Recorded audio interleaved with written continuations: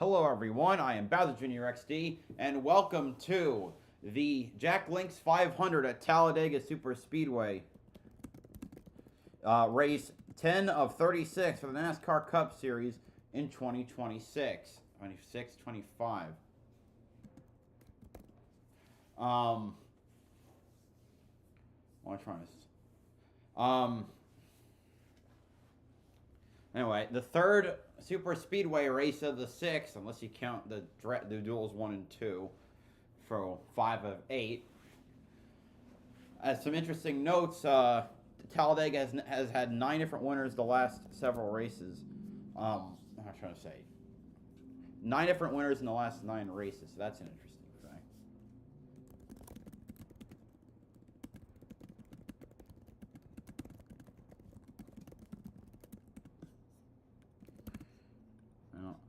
I'm less than enthused for Talladega, considering I know how meh the super speedway product is.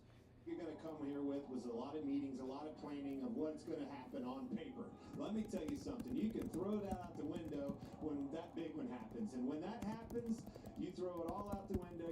You change your mindset. You plant somebody behind you, and you put them in a situation where they don't have a choice but to better themselves by pushing you to that win. Sometimes here it's adapt or fly. Well, let's hope not. Let's keep these cars on the ground, and let's get a winner to victory lane without a big incident today. But first, let's go trackside. Talladega, by day, he's the chief financial officer of Jack Links, but today, he's here to say the most famous words in motorsports. Let's give a big NASCAR welcome to Adam Smith, joined by his friends Sasquatch and Yeti. Drivers, start your engines!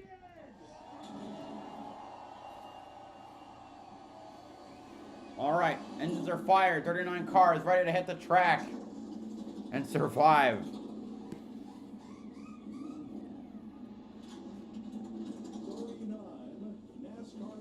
Starting 39th, driving the number 44, Barnett Southern Corporation Chevrolet for New York Racing Team.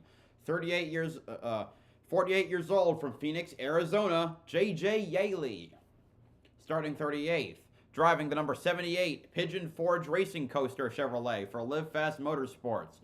41 years old from Wauchula, Florida, B.J. McLeod.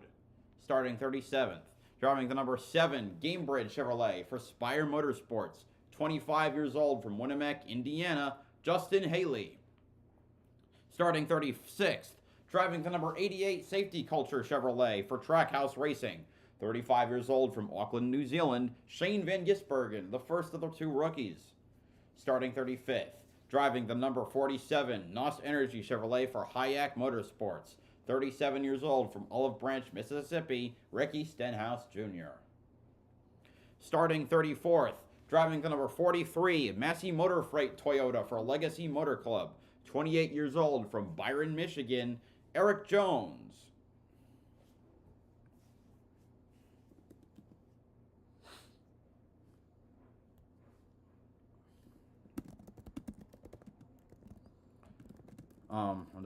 Starting 33rd, driving the number 51, Arby's AC Barbecue Sauce Ford for Rick Ware Racing. 29 years old from Greensboro, North Carolina, Cody Ware. Starting 32nd, driving the number 1, Jockey Chevrolet for Trackhouse Racing. 32 years old from Alva, Florida, Ross Chastain. Starting 31st, driving the number 62, Fortify Building Solutions Chevrolet for Beard Motorsports. 26 years old from Ridgefield, Connecticut, Anthony Alfredo.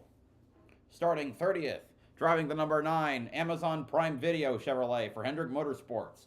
29 years old from Dawsonville, Georgia, Chase Elliott. Starting 29th, driving the number 42, Jack Links Toyota for Legacy Motor Club, title sponsor. 27 years old from Mooresville, North Carolina, John Hunter Nemechek. Starting 28th, driving the number 77, Chili's Ride the Dente Chevrolet for Spire Motorsports. 22 years old from Portage, Michigan, at Carson Hocevar. Starting 27th, driving the number 4, Rural King Ford for Front Row Motorsports. 26 years old from Las Vegas, Nevada, Noah Gregson. Starting 26th, driving the number 45 Xfinity Mobile Toyota for 2311 Racing, 29 years old from Corning, California, Tyler Reddick. Starting 25th, driving the number 5 HendrickCars.com Chevrolet for Hendrick Motorsports, 32 years old from Elk Grove, California, Kyle Larson. Starting 24th, driving the number 99 Wendy's Frosty Chevrolet for Trackhouse Racing, 33 years old from Monterrey, Mexico, Daniel Suarez. Starting 23rd, driving the number 35 Monster Energy Toyota for 2311 Racing, 33 years old from Monterrey, Mexico. From 26 years old from Las Vegas, Nevada, Riley Herbst, the highest starting rookie. Starting 22nd, driving the number 6 BuildSubmarines.com Ford for Roush Fenway Keselowski Racing, 41 years old from Rochester Hills, Michigan, Brad Keselowski. Starting 21st, driving the number 10 Seabest Chevrolet for Colleague Racing, 33 years old from Louisville, North Carolina, Ty Dillon. Starting 20th, driving the number 23 Leidos Toyota for 2311 Racing, 31 years old from Mobile, Alabama, Bubba Wallace. Starting 19th, driving the number 16 Grizzly Nicotine Pouches Chevrolet for Richard Childress for Colleague Racing, 43 years old from Los Gatos, California, AJ Allmendinger. Starting 18th, driving the number 48 Ally Chevrolet for Hendrick Motorsports, 32 years old from Tucson, Arizona, Alex Bowman. Starting 17th, driving the number 19 Bass Pro Shops Toyota for Joe Gibbs Racing, 30 years old from Mitchell, Indiana, Chase Briscoe. Starting 16th, driving the number 24 Valvoline Chevrolet for Hendrick Motorsports, 27 years old from Charlotte, North Carolina, William Byron. Starting 15th, driving the number 34 Love's Travel Stops Ford for Front Row Motorsports, 24 years old from Sherrills Ford, North Carolina, Todd Gilliland. Starting 14th, driving the number 71 Gunk Chevrolet for Spire Motorsports, 40 years old from Glendale, Arizona, Michael McDowell. Starting 13th, driving the number 11 Progressive Toyota for Joe Gibbs Racing, 44 years old from Chesterfield, Virginia, Denny Hamlin. Starting 12th, driving the number 41 Haas Andy's Frozen Custard Ford for Haas Factory Team, 27 years old from Ladera Ranch, California, Cole Custer. Starting 11th, driving the number 20 Sport Clips Haircuts Toyota for Joe Gibbs Racing, 30 years old from Norman, Oklahoma, Christopher Bell. Now for the top 10. Starting 10th, driving the number 54 Saya LTL Freight Toyota for Joe Gibbs Racing, 22 years old from Charlotte, North Carolina, Ty Gibbs. Starting 9th, driving the number 12 Advanced Auto Parts Ford for Team Penske, 31 years old from High Point, North Carolina, Ty Gibbs. No, Ryan Blaney. What the frick is wrong with me? Starting 8th, driving the number 21 Motorcraft Quick Lane Ford for the Wood Brothers, 34 years old from Hendersonville, Tennessee, Josh Berry. Starting 7th. Also, I should have mentioned Bell, highest starting Toyota. Starting 7th, and that was in 10th. Starting 7th, driving the number 2 Menards Quaker State Ford for Team Penske, 26 years old from Mooresville, North Carolina, Austin Cindric. Starting 6th, driving the number 17 Ford Travel Centers of America Ford for Roush Fenway Keselowski Racing, 32 years old from Prosper, Texas, Chris Buescher. Starting 5th, driving the number 3 Bass Pro Shops Winchester Chevrolet for Richard Childress Racing, 35 years old from Louisville, North Carolina, Austin Dillon. Starting 4th, driving the number 60 Kroger Celsius Ford for Roush Fenway Keselowski Racing, 34 years old from Berlin, Connecticut, Ryan Preece. Starting 3rd, driving the number 22 Shell Pennzoil Ford for Team Penske, 34 years old from Middletown, Connecticut, Joey Logano.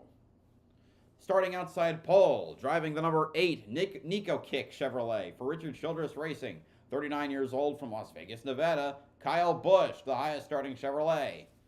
And on the pole, driving the number 38, Titlemex Ford for Front Row Motorsports, with a pole time of 52.565 seconds and an average speed of 182.174 miles per hour. 25 years old from Huntington Beach, California, Zane Smith. That is your starting lineup for today's Jack Links 500.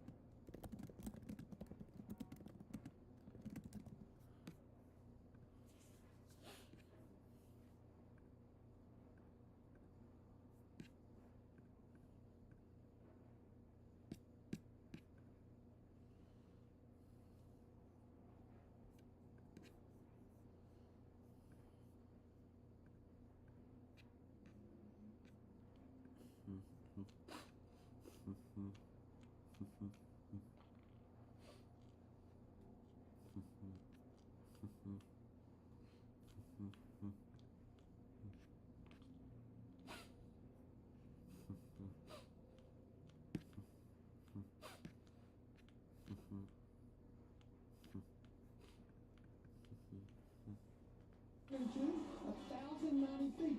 Now let's compare that to Daytona where we were a couple months ago. 28 feet wide. 3 wide is a little tighter. You've got 31 degrees of banking, and the radius of the turns at Daytona, 990 feet. I want to show you one other major difference in the turns between Daytona and Talladega. The height from the base of the wall to the bottom of the track, Talladega, 26 feet. Over 6 Toyota Camrys stacked on top of each other. Daytona, not as tall, 20 feet. A little over 5 Toyota stacked on top. Guys, this is one reason teams can be more aggressive with their setup at Talladega for speed and not worry about handling like you do at Daytona.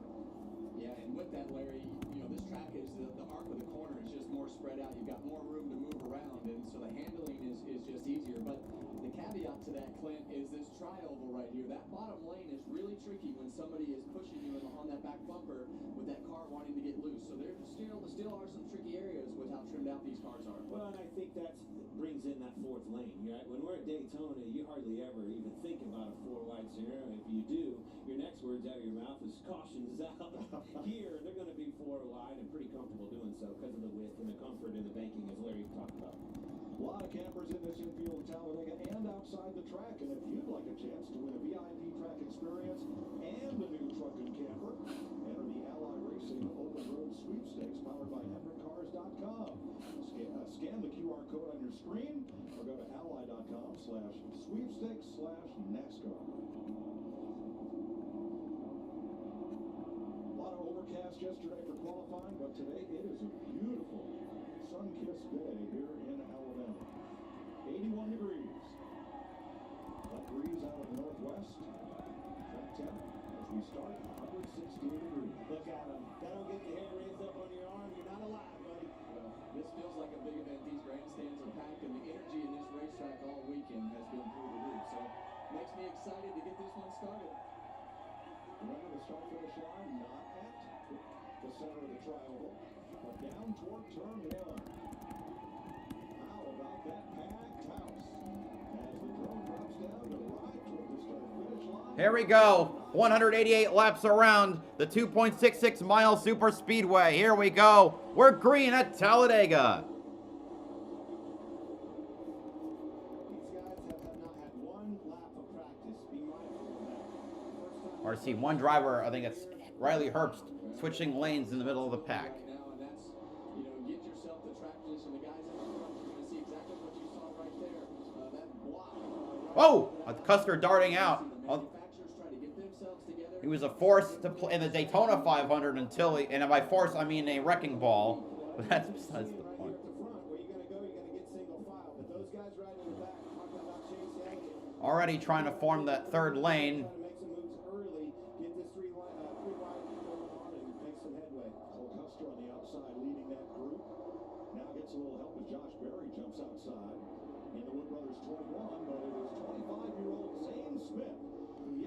Zane Smith leads the middle lane. Logano cut to the outside to try and make the move for the lead. And now they're already in the three-wide dance of sorts. Them to have as much control of the race as possible. You want to save the fuel. You want to keep your track position. You want to do everything all at once, and that sometimes can be a hard thing to balance at the front of this field. Well, and it didn't surprise me. Logano pulled out a lineup in front of Josh Berry in the Wood Brothers car. Basically, teammates and Penske. If you're going to pick A bit of a gap in the middle lane. I wonder if that will present an opportunity for someone in either of the two other lanes beside trying to cut into the middle. That's Austin Dillon trying to take the lead down on the inside, but 3 by 3, here they come. didn't take them long to build confidence in the machine, did it? No, and as this day goes on, Clint, this will become more and more aggressive, and you'll see the Fourth lane trying to form. I think that's Kyle Larson on the high side. No, wait, no, that's not him. That's Denny Hamlin. And as such, that, yeah, let's see. It's Denny Hamlin that started it right there on the outside. You see him in 11 car. Here he comes.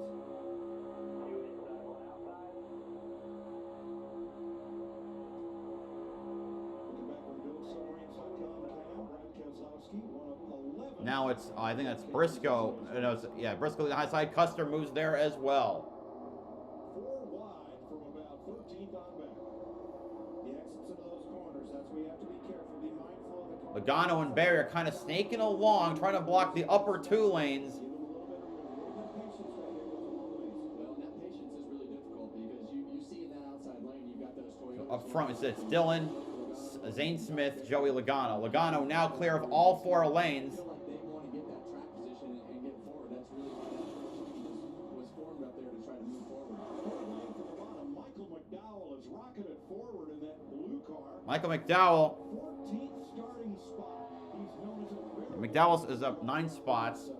drafting tracks, and he wants the lead in that 7th lane. I'll tell you who's right behind him all the way back. I looked over. Who's the biggest mover? It's Stenhouse all the way to the back. He's up 17 positions in that very line right there. I think he's 4th or 5th in line, that 3rd row.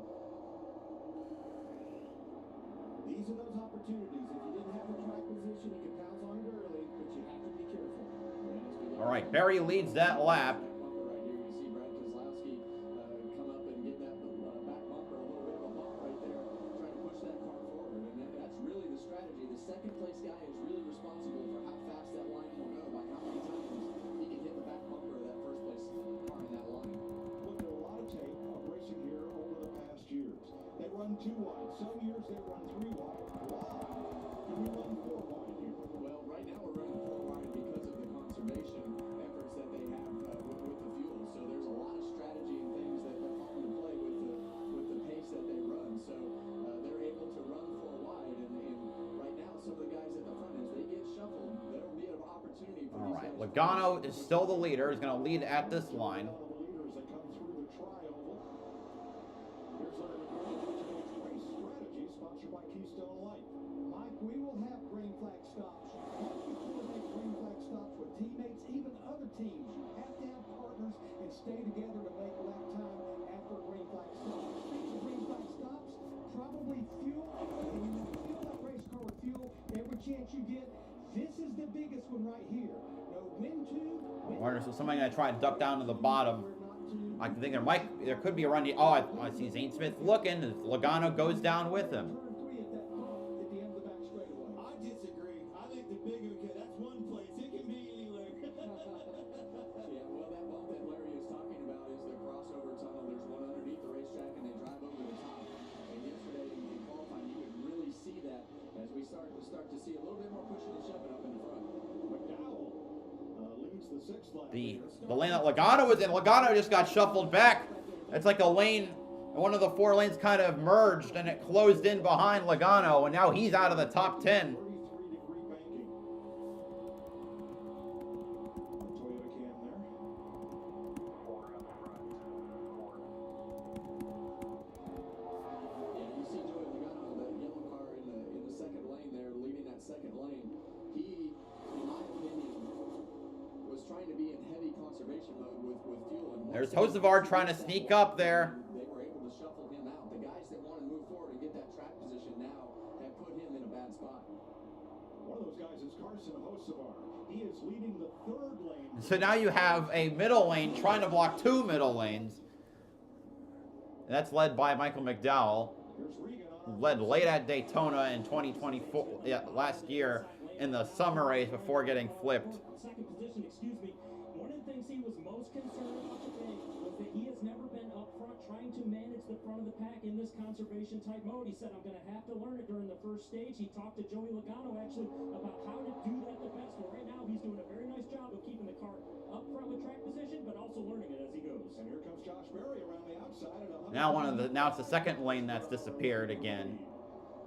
I wish I could tell everybody on how hard it is. Well, I'm going to tell you. It is very difficult to save fuel, keep your track position, and do all the things to manage and make sure that you're taking the push from the car behind you to keep the car straight. So there's a lot to navigate, no matter if you're full speed, conservation mode, whatever that is. It's a lot to navigate, especially if you're that lead car.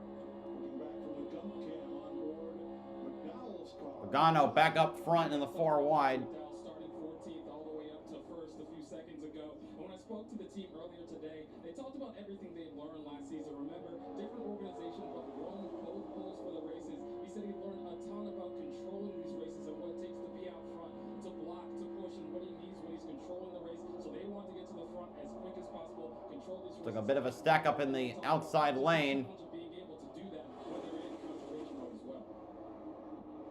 4 wide at Talladega into the tri-oval. Michael McDowell continues to lead, and there are 4 abreast behind him.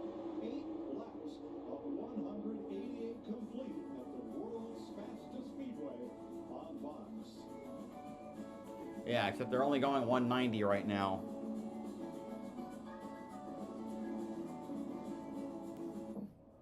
To tell you the truth, we could take or leave the extravagance, the attention, the celebrity, the bragging rights, the bravado. Because all we've ever really wanted is for every Ford driver to feel this.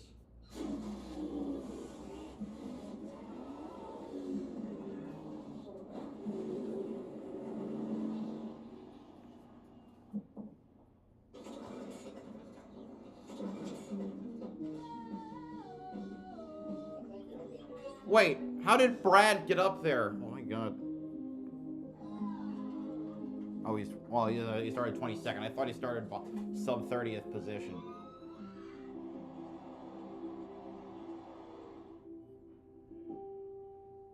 First stage is 45 laps. Josh Berry is now the leader. Bold and smooth survival skills. To avoid going in circles, make note of recognizable landmarks. Like that.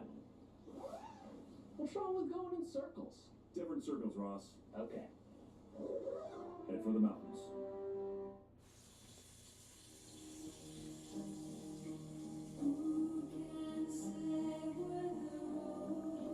Choose 1 appetizer and 2 entrees. Applebee's famous 2 for $25 with new sizzling skillets and steak. It is stressful out there. A lot of phone companies are making noise about great deals, but how do you know you're not paying more? We all need things that comfort us, that we trust. A nice cup of tea, a fresh basket of puppies, and T-Mobile. When you switch, not only can you save 20% versus the other big guys, the price of your rate plan won't change for 5 years, guaranteed. Sometimes it's nice when things don't change. T-Mobile's new experience plans. Families can save 20% today, and your price won't change tomorrow. Ah, that's better.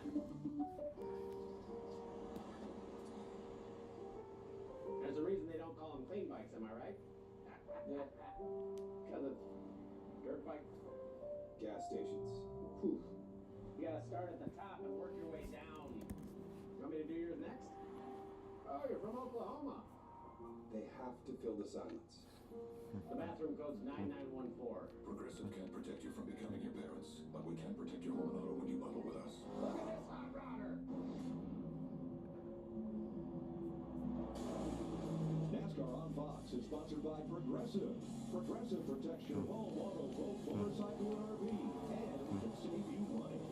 And by T-Mobile, America's largest 5G network. 12 laps complete in the Jack Links 500 at Talladega. More to go.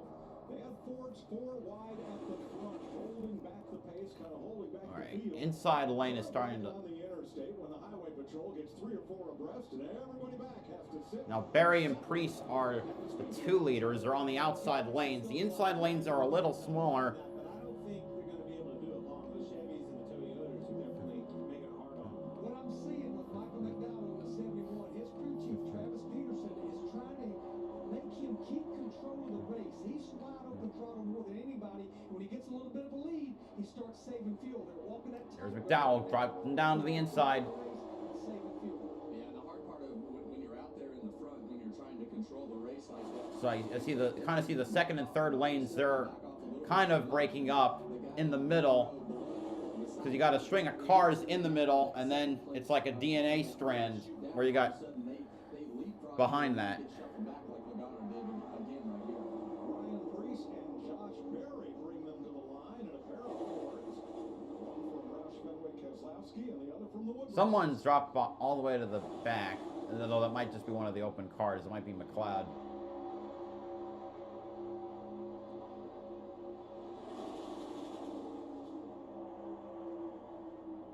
Or maybe it's all. I know it's Allmendinger. Fastest lap so far. Back in mid-pack, Denny Hamlin. Had a lap of 189.89. That's so slow. God damn. See that fastest lap really rotate through the day as we get towards the end of these stages. Kosovar, who said he didn't want a fuel save, though he's not in a position where he can make a move to not fuel save. And middle lane there, you're going to see those guys at the tail end of the field really get a big run.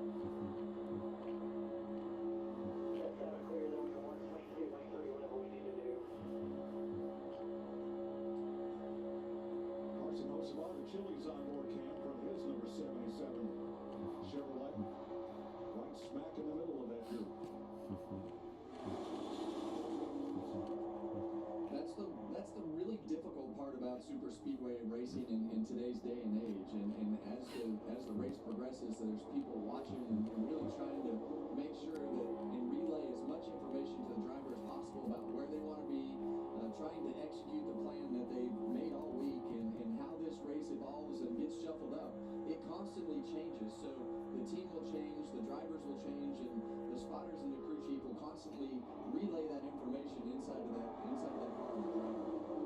Those spotters are on the roof right above. McDowell, the leader on that lap, he was on the bottom. So at times they are a mile away from the cars at the other end of the racetrack. Well, the spotters are definitely. Or wait, no, I got the. It's 60 laps, not 45. Or is it? I think it's 60. The spotter is talking most of the lap. There's very rarely, there's never a time when the spotter is not talking. So this is what the spotters are seeing right now from our camera. So those cars, they get pretty small on that back straightaway as far away as they are. Ryan Priest, the Roman Canadian driver, out front. For RFK Racing, Josh Berry for the Wood Brothers on the outside. Michael McDowell on the inside for Chevrolet.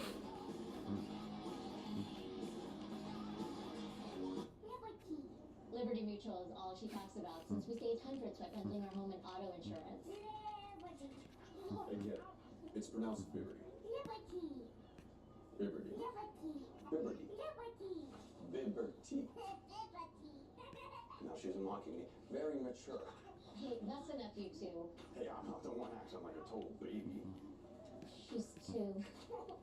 Only pay for what you need. Liberty, liberty, liberty. Liberty. What's better than a limited time deal? An unlimited time deal. That's why the $5 biggie bag with a junior bacon cheeseburger is available all the time. Because the best time for fresh, never frozen beef and applewood smoked bacon is all the time. Duh! For the best deal of all time, gotta be Wendy's. It's Pod's biggest sale in history. Save up to 30% on moving and storage until May 19th. And see why Pods is America's #1 container moving company. Whether you're relocating or renovating, save up to 30% at pods.com today. Let's go see what NASCAR Prime's all about. Let's do this. Starting off big, the Club 600.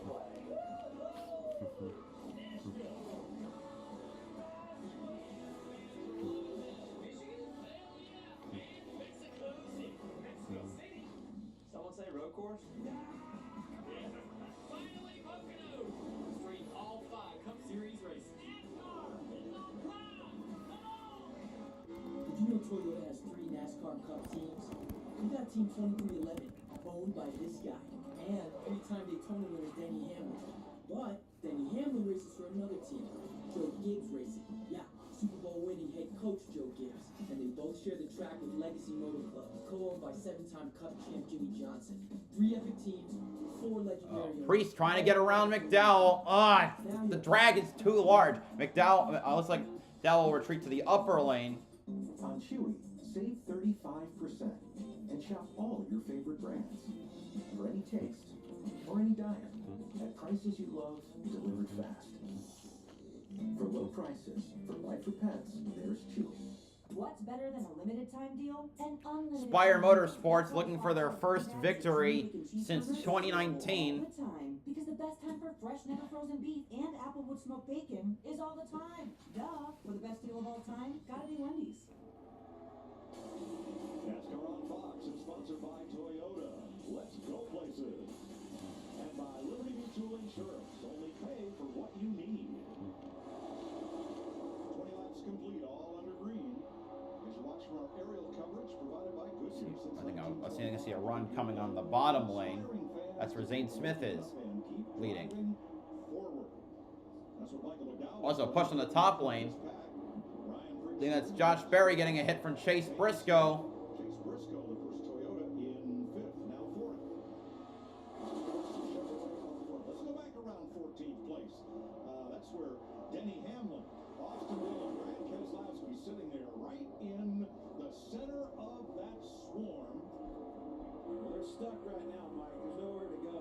The problem with where you're at right there is if something happens in front of you, you're going to be right in it. I want to be down there in the bottom. If I'm riding in Look at Hocevar. He's kind of in the middle of a free lane. So he ducks to the inside to the second lane. We see McDowell trying to block when usually goes all the way to the top to block a run from Josh Berry. Or actually, no, that's Zane Smith, excuse me. McDowell's in the third lane looking for a move. There's Kyle Busch, who's on the outside pole. He's leading the second lane. And teammate Austin Dillon on the bottom a little ways back. In his number 3, Richard Childress Chevrolet, his team was kind enough to sit in on the pre-race meeting. Alright guys, real quick, obviously, Talladega, we know how this can go. Stages are 60, 120, 188. What the heck? We'll have to stop for fuel in every single one of them. We'll use our timer on pit road. The iPad that Gibbs had. Birthday too. So let's put our best foot forward like we do every week. Mind our P's and Q's. Try and position ourselves at the end of this thing. Thank you, Richard Boswell. Austin turns 35. Damn. Happy birthday to Austin Dillon. Josh Berry, the new leader. Hey, where'd McDowell go? He's in 7th. Okay. There's Logano now, the second on the inside. And look, another plate driver making their way to the front. Ricky Stenhouse Jr., who caused one of the big wrecks near the end of the Daytona 500.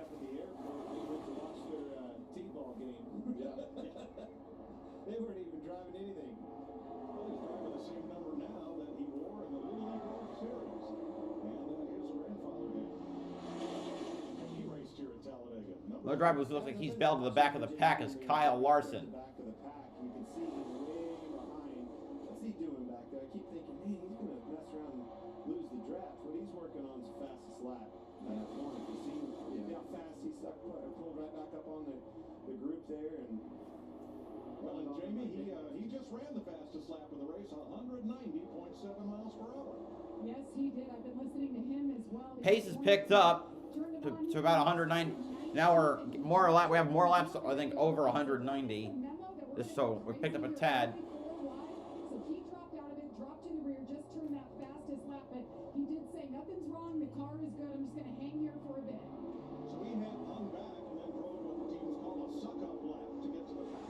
That's the fastest one today. There's your Xfinity fastest laps so far. Larry? Mike, I want to follow up on Richard Boswell, what he told that race team. He said 4 seconds of fuel. Remember, the fuel window when you're running wide open is about 45 laps. That means for each stage, they're about 15 laps shy. You can dump a gallon of gas in about 1.8 to 2 seconds. That means they're basically 2 gallons shy of making the stage without stopping. That's why he's saying 4 seconds of fuel. That's an interesting camera angle. Kyle Busch has raced front. Well, Last year was the first well, right now the front two are the pole sitters. not win a NASCAR Cup race, but boy, he came close a couple of times. Oh no, pole sitters. I mean front row, not the. You know what I. That's what I meant. Where he is right now, alongside pole sitters. Third lane is not there yet, which also might explain why no one is coming out, because the drag is so extreme that your car isn't fast enough to make to slingshot. On the car told him that it's very loose when I got back here, especially on newer tires. As the air pressure has come up, it has gotten better. He worked his way back to the front. I know there's a lot of agendas right now, but that's valuable information as we get later on into this race for the driver to let the crew chief know exactly what's happening in all points of the run. And it's so hard in the middle of the racetrack when you get all that air buffeting around and hitting the car in different areas. But a lot of times on low air, these cars will actually hit the ground and start bouncing around more than normal off those stops. 25 laps complete of 60 in stage 1 of 3 stages at Talladega. Chase Briscoe charges to the lead. This baby hits 88 miles per hour. You're gonna see some serious.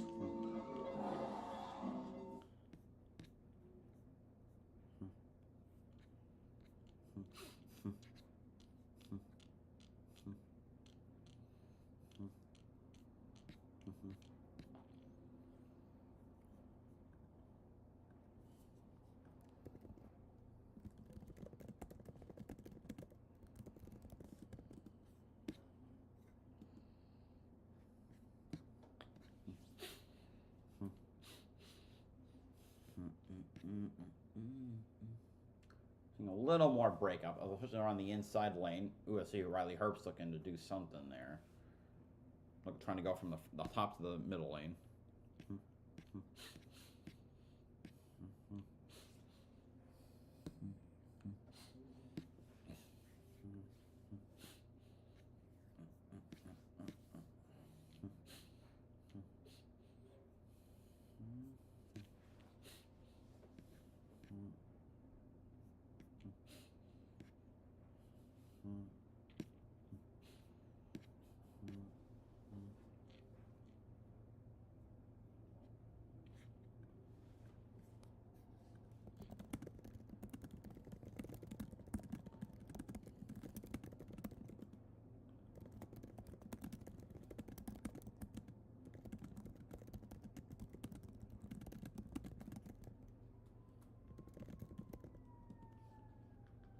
All right, we got a breakaway at the front now. And when you spend less with Straight Talk, you can get more moments to yourself. Or at least we have a single file line. For them. And it's running on the inside. With Straight Talk, you get a free 5G phone on us on America's most reliable 5G network. Find us at Walmart and StraightTalk.com. When choosing the right gear to cut, trim, or mow your yard, Ace has all the power you need to get the job done right. Because gas or battery, your local Ace is the destination with the best power brands all under one roof, like Steel, Ego, Milwaukee, and Toro. And with free assembly and delivery or ready for pickup in 15 minutes. Conquering your outdoor projects has never been easier. Around the block, what you need in stock, with service so good it's guaranteed. Ace is the place of the helpful hardware, folks. You know what's crazy? Oh, it's also look, new face at the front. It's the Toyotas. We got Briscoe, Bell, Hamlin, Bubba, Herbst, and then I didn't see who was in 6, but my guess is maybe Tyler Reddick. And the stocks, they're so high.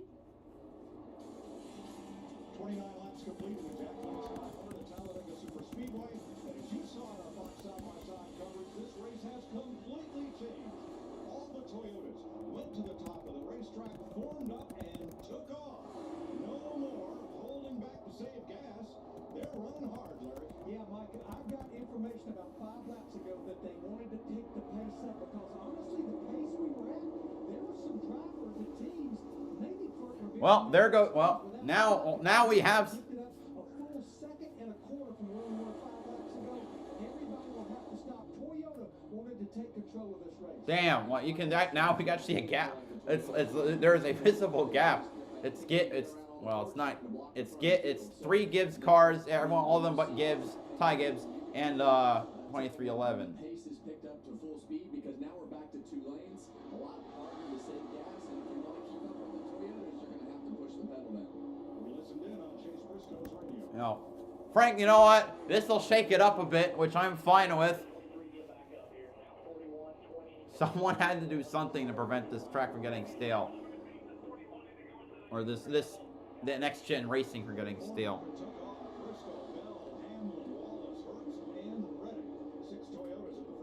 And that's what happens when you get into that really easy, lazy type saving situation, and then you have a group that wants to do this, and they start to push the pace. Well, when you're not four wide and you're not, having guys control the race up in the front, it doesn't allow you to sit there and save as much fuel. So there's obviously a strategy that these cars have to try to put everybody else in a different position than they want them to be. It's that chess match, and it's working leverage. The leverage was with the Fords. Larry told you they had the pace slowed down as much as they may have been able to go the whole stage. Probably more than likely than Toyotas can't. How we can fix this? You get up there and get in front of them, force it out of their playbook. From Charlie Logano, the operator speaks to Cam. Logano back in 8th spot now. After leading 1 lap earlier, he's running 7 leaders, 15 lead changes. So now, wait, who's that in 7th? That's Priest. He got around Logano, probably using the high lane.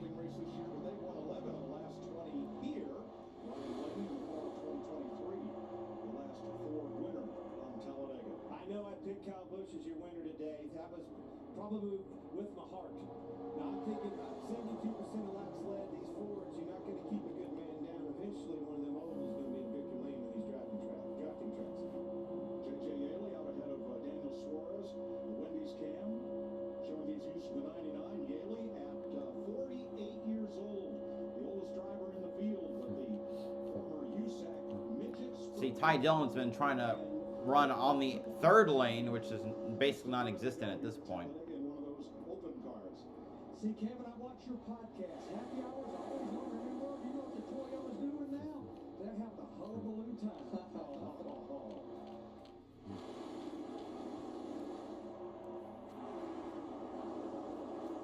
27 laps to go in stage 1. Chase Briscoe's led more laps today than in his prior 8 starts at Talladega combined. Let's go side by side. All right, Ty Gibbs. Ty Gibbs is not in this. What do you got there, Larry? Time machine? You gonna go back and see how the pyramids were built or something? Nope. Ellen and I want to go on vacation, so I'm going to go back to last week and buy a winning lottery ticket. Can I come? Only room for one. How am I getting home? Sitting on my lap like last time, Ronald. Fine, but I'm bringing this. Alright. Or you could try one of these savings options. The right money moves aren't as far-fetched as you think. There it is. See? Told you it's going to all work out. Thanks, future me.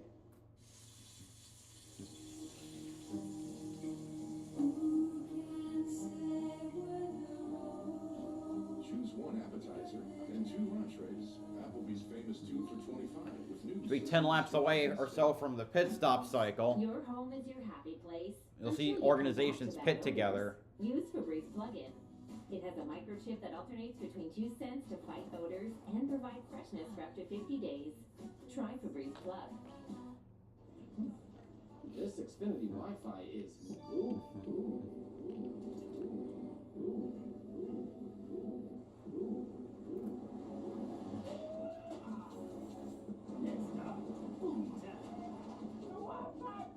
The Wi-Fi is booming like a 10X double unicorn IPO. me sideways. It's bursting with Wi-Fi. Well, everyone who knows I'm booming they soon is going to want in. To tell you the truth, we could take or leave the extravagance, the attention, the celebrity, the bragging rights, the bravado. Because all we've ever really wanted is for every Ford driver to feel this. Okay, we're about 60% of the way through the stage.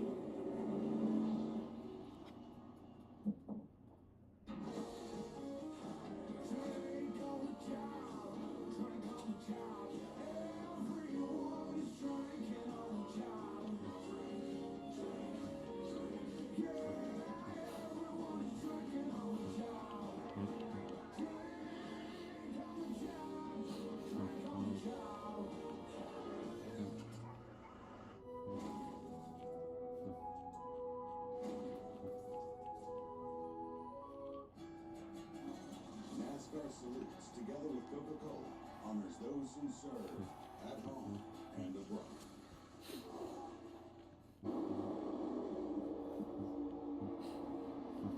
Coming to complete 37 laps of the 16th in stage number 1. The Toyotas, 6 of the 8 of them in the race, have taken command, running single file, and that leaves everybody else either double file or 3 wide at the back, chasing them. But Larry, how hard are the Fords and the Chevrolets running to keep pace with these Toyotas single file? Well, I'm watching one of each right now as far as their throttle. And Chase Briscoe, that's out there leading right now, he's wide open probably 80% around this racetrack. Looking pretty much at Chase Elliott in a Chevrolet. He too is keeping wide open throttle a lot. But then I look at Ryan Priest in the 60. He's probably down about 60 to 70% of throttle. But I'm getting the word that probably somewhere in the next 5, 6, 7 laps, that's when we'll start peeling off and making these green flag stops. And that's what we've seen all year, you know, with the strategy that we have here. But what we've seen all year is mistakes on pit road, and now that window is wide open. You've got to get onto pit road good. You've got to get on with the right group. You've got to have a good pit stop. You got to get off pit road, get form back up. There's a lot to the process of these green flag pit stops, and you also have to get to the bottom of the racetrack. So that it will be very interesting to see how this next 6 or 7 laps go. Well, you're definitely the tell-all is you're going to see the manufacturers start finding one another first and foremost, and then start migrating to that model, just like you talked about. Looking back from Ryan Priest and the Celsius cam at Tony Donovan as they sweep through the tri-oval. Well, with just 2 races left before the Indy 500, the IndyCar Series, it's Barber, one of the more interesting road courses, and I'll be sure to cover that next week. That'll be a day of race, a whole afternoon of racing, that's for sure. At 1:30 Eastern on Fox. Well, I don't know if I can handle it. You just stay here, huh? Stay here and hang out for a little bit, right down the road. Your liver would hate you, Clint. You can make it nervous from now till Sunday.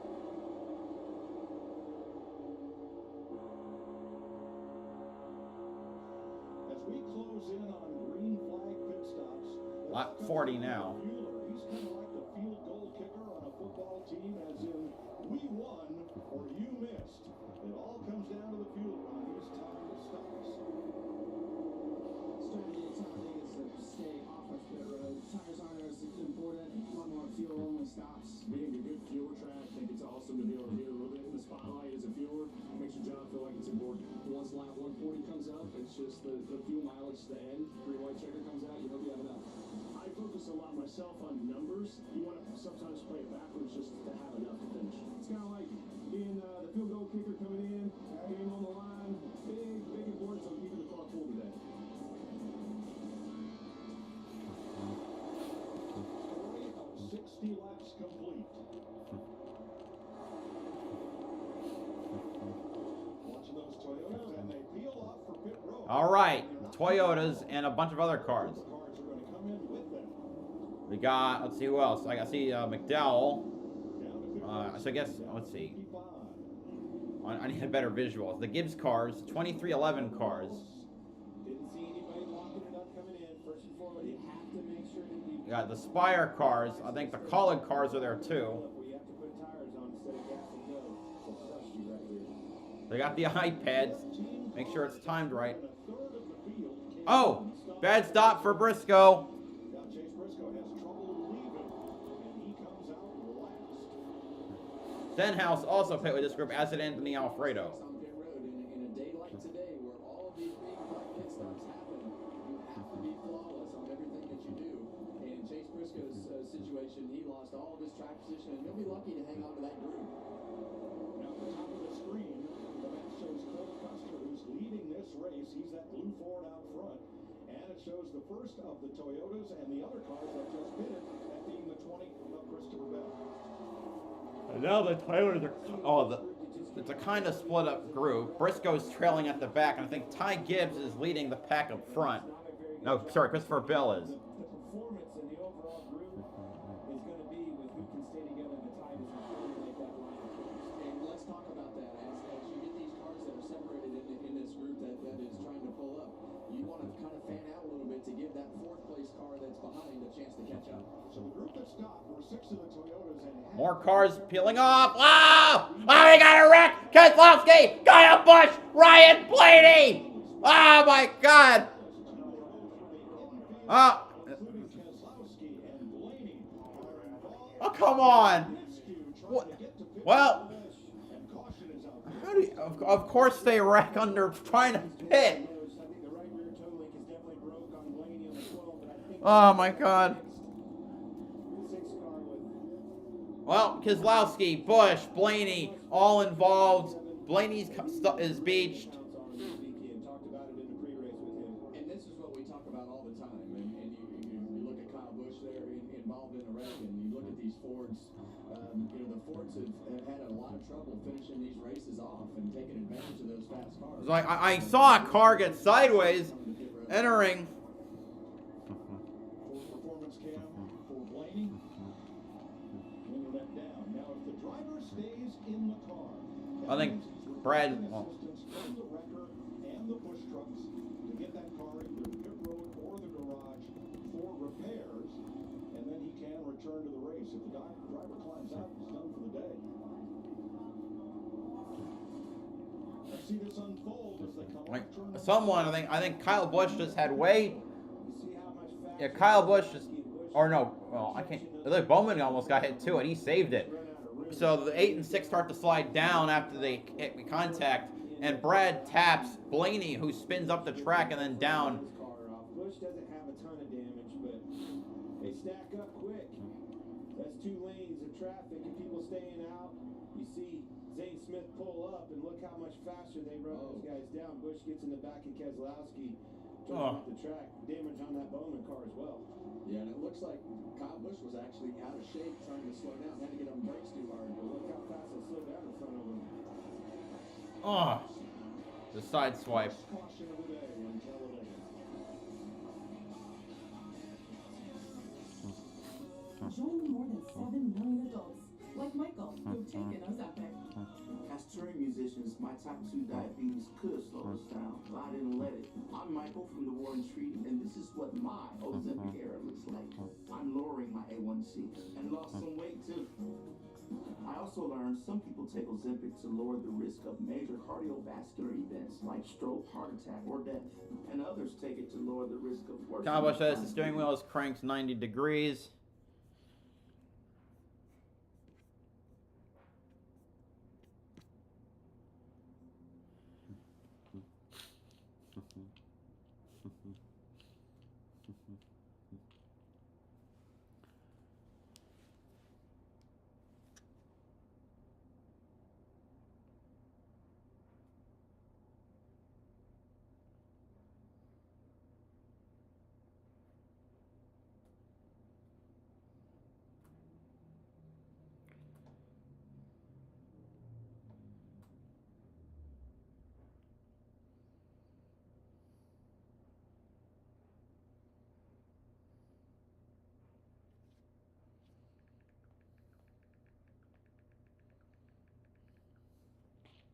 Now we wait.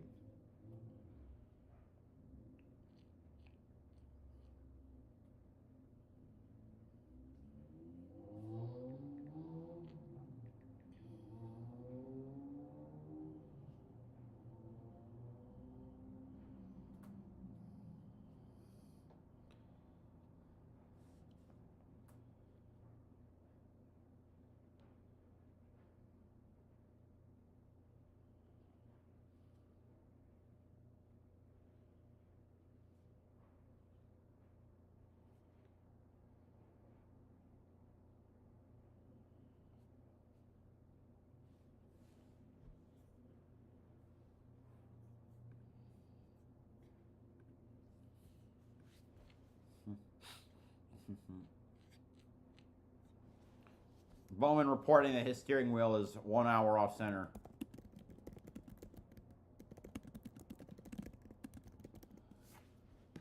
Oh, Brad's out.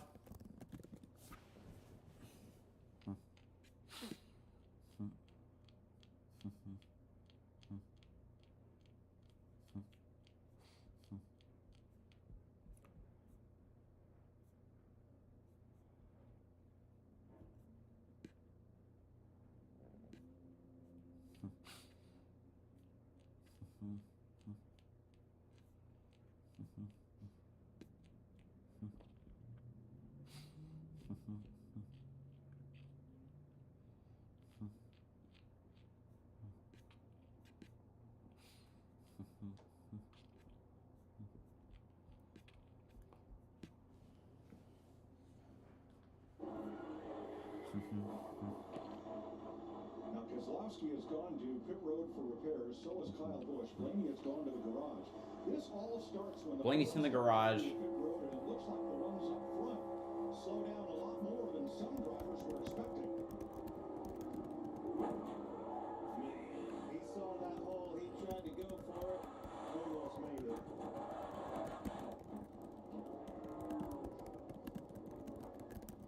So Cole Custer is at the head of the line, bringing the Fords to pit road. Watch back at the 21 and the 8. No contact, but the 8 and the 6 get together with the 48, and then Blaney's involved. Yeah, I don't think Ryan Blaney thought he was going to get hit, and those cars at the last second took a dive the other direction down into that right rear tire. I don't think they were ready for, Custer and those 3 cars there to slow down as much as they did, as early as they did, and it just stacked them up. That's a product of green flag stops. It's a dangerous situation that can get you in trouble and take yourself out of the race. But some good cars. Brad out of the car. Massive bummer for him. He was looking forward to this race. It's his best track. He's won here 6 times. Brad's car has been hauled. So maybe his other 2 cars will do better.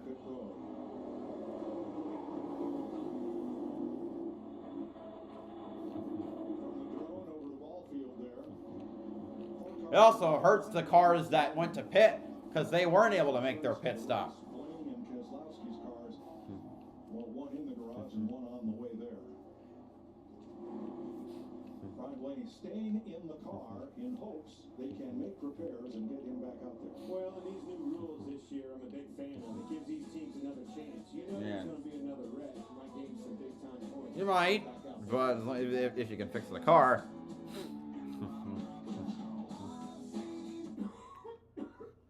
COPD is an ugly reality. I watch as this world just keeps getting smaller. But then, Trelegy helped us see things a little differently. With 3 medicines in 1 inhaler, Trelegy keeps airways open for a full 24 hours and prevents future flare-ups. Once daily Trelegy also improves lung function, so he can breathe more freely all day and night. Trelegy won't replace a rescue inhaler for sudden breathing problems. Tell your doctor if you have a heart condition or high blood pressure before taking it. Do not take Trelegy more than prescribed. Trelegy may increase your risk of thrush, pneumonia, and osteoporosis. Call your doctor if worsened breathing, chest pain, mouth.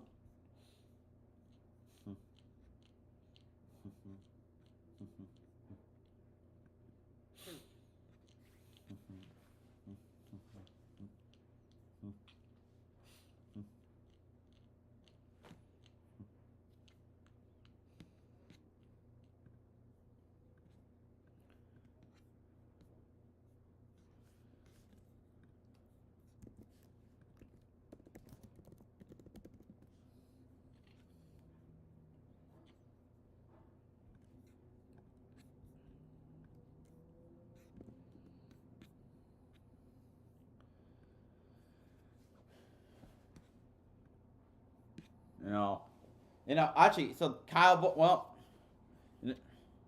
think about it. Kyle Busch, Busch was the last driver in the playoffs. That ain't gonna happen now.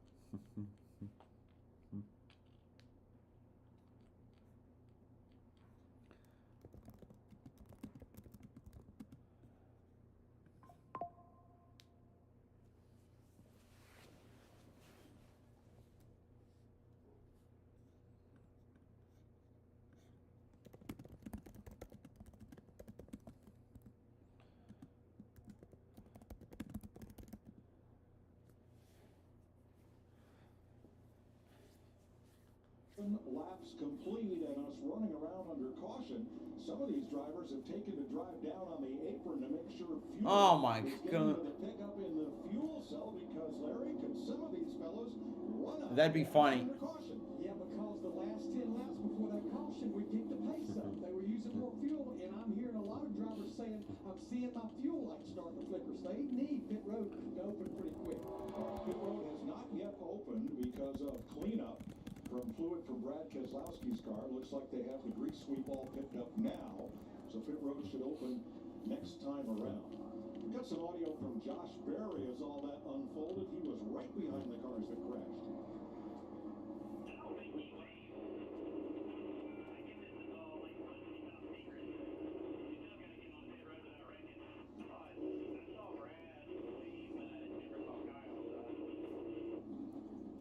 Yeah, and really it's hard to tell until we hear from the drivers exactly what happened, but it's something like that. There's Blaney out of the car talking with some guy from Penske, and there's Jonathan Hassler. Way too fast, so I'm not exactly sure how to dissect this one all the way. Well, remember, those plans that they talked about prior to this race are different. Kyle Busch is in a Chevrolet. Those two were Fords. Those plans couldn't be together. I think Kyle Busch was just planning on going with them when he saw them move. So there are 16 cars that have not yet been to pit road. Well, how many were able to pit on the last before the last caution? Because once the caution's out, well, you can't pit your car. There's a penalty. He was just going to do what they did, and a lot of times the plan they don't even really talk A couple about. cars did. Code words and different things that happen, and the driver will have kind of the scheme on his dash as to what those words are and what they mean. Now, because Ryan Blaney was involved in that crash, he is required to go to the care center to be checked out, and then hopefully we can get a word with him and the other drivers involved. Blaney and Brad Keselowski out of the race. Now pit road is open. Here comes Josh. Poor Joe got on that 22 car, not all the way happy with that car, but they'll fuel and get tires for him. For Kyle Larson, he's wide on the radio so far, Jamie. Chase Elliott in the 9 has said nothing about the balance she saw. It was a quick splash and go. Job well done by the 19. Bring it. Austin Cindric and the two cars changed their plans. I think originally they were going to go gas and go, opted to the 4 tires as Larry McGraw just said. So that might, they'll stay out. Are they going to stay out under the next caution? So at least the 16 drivers who have not been to pit road come in this time, with one exception. Daniel Suarez stays on the racetrack. He's going to pit the second time by. 49 of 60 laps complete in stage 1. All right.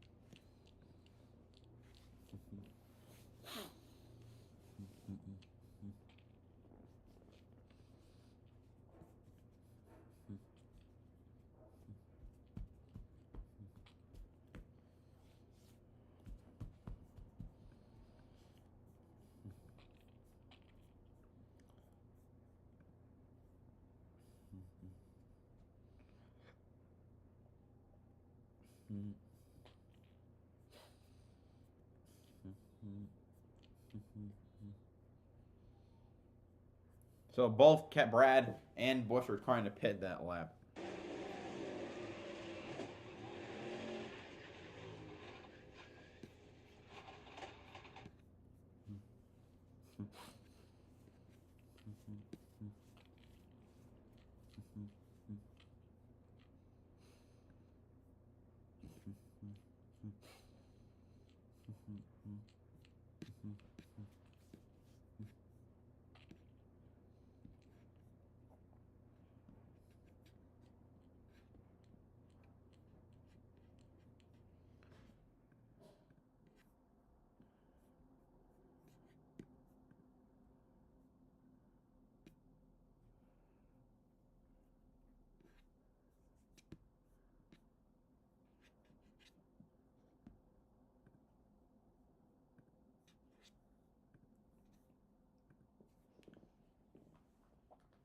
Oh, Dave is doing. Oh, I thought it was Dave Marcus. That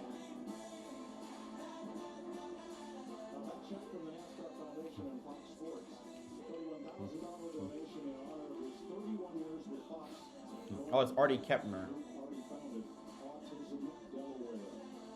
I've worked with Artie since 1984 back at CBS, and we don't always agree on every facet of covering auto racing, but I promise you, there's nobody in any production truck anywhere in America that has more passion for auto racing and for his craft than Artie Kepner. Going back to green next time by.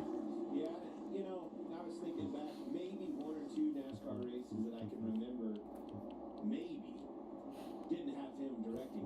Every other one, whether I was watching or racing in, or now in the booth, he was the director of. Well, we're ready to restart. Chris Buescher, Ryan Preece. There we go again. Green, green, green at Talladega. Christopher Bell up on the outside of the front row with Buescher as we go. All right, Buescher and Bell. 9 laps to go in stage 1. You're going to see him doing that now. That's exactly right. That's exactly right. These guys know that they want to gather as many points as possible in this stage in case something happens in the next stage or at the end of the race. Ah, there goes Bell and Buescher, the 2 leaders. Oh my God, a head-on collision. Oh Jesus! Damn! What the hell? That was nasty. Hamlin, his teammate, pushing hard on the outside on the exit of turn 2. Let's see what happens here. Christopher Bell on the radio says, "I'm okay." Oh my God! What a nasty wreck. That was head-on for Christopher Bell. Like he's like right where the safer barrier begins, he slammed it.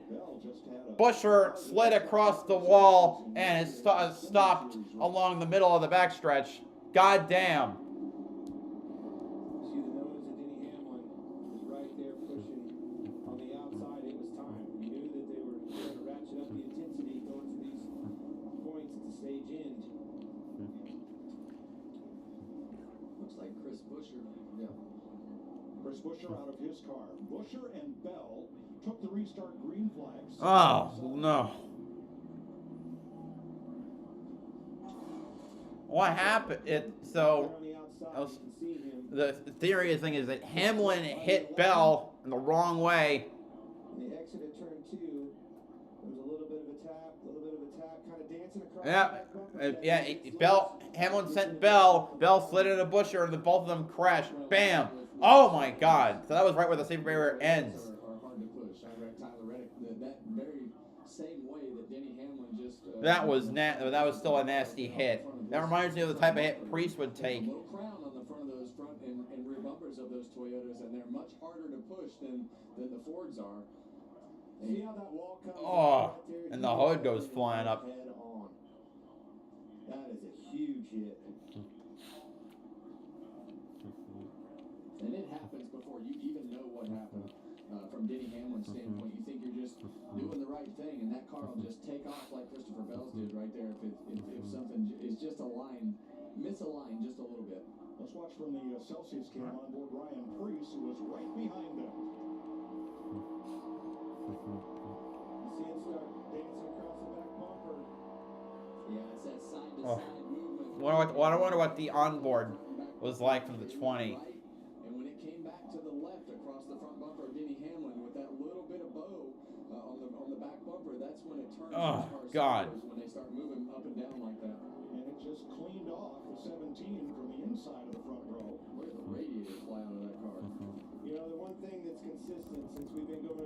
Damn! Wait, McLeod was that far back he almost got hit by the spinning bell? And the average is 1.6. That means those first two cars normally are where the wreck starts. There's a prime example of just that. Well, the 30-year-old from Norman, Oklahoma, dropped the window net, climbed out, but that was a very hard hit for Christopher. What happened to, why is Briscoe and Gregson getting fuel? There's Gilliland. To start this season, here's some radio from Denny Hamlin's car.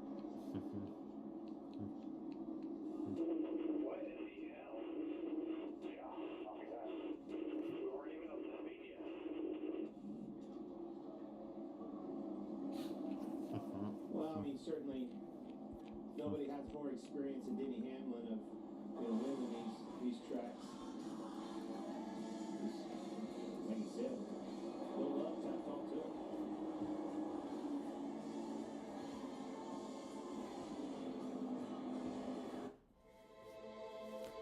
it. Man.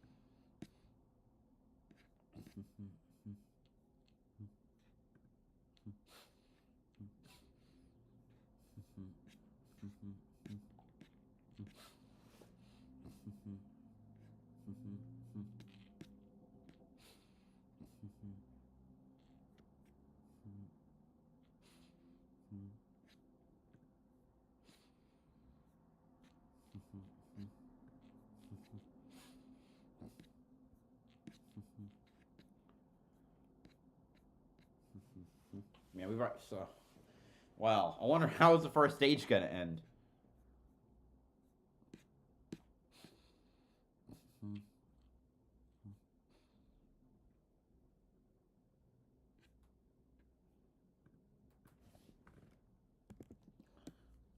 Also, apparently, there was an incident in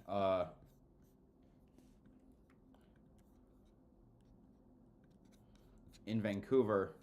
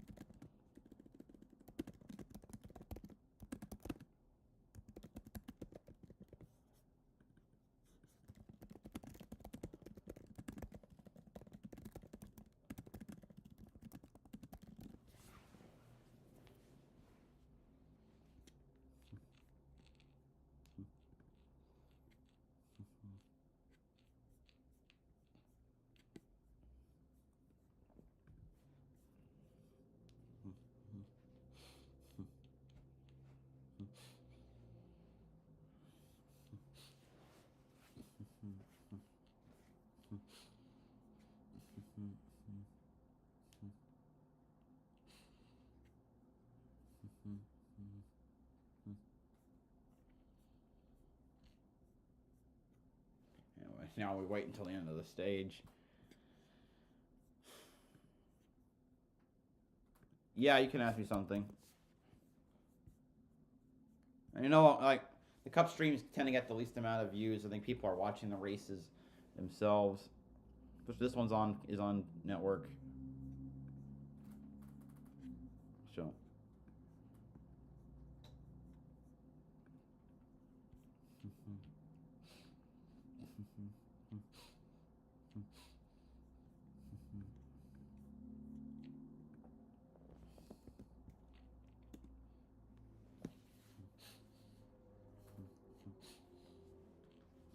Yeah, and those are both really big shots, and that Chris Buescher shot, when you hear that car just make that one loud impact, and it's not a couple of different impacts, it's such a blow to you inside the car, Clint.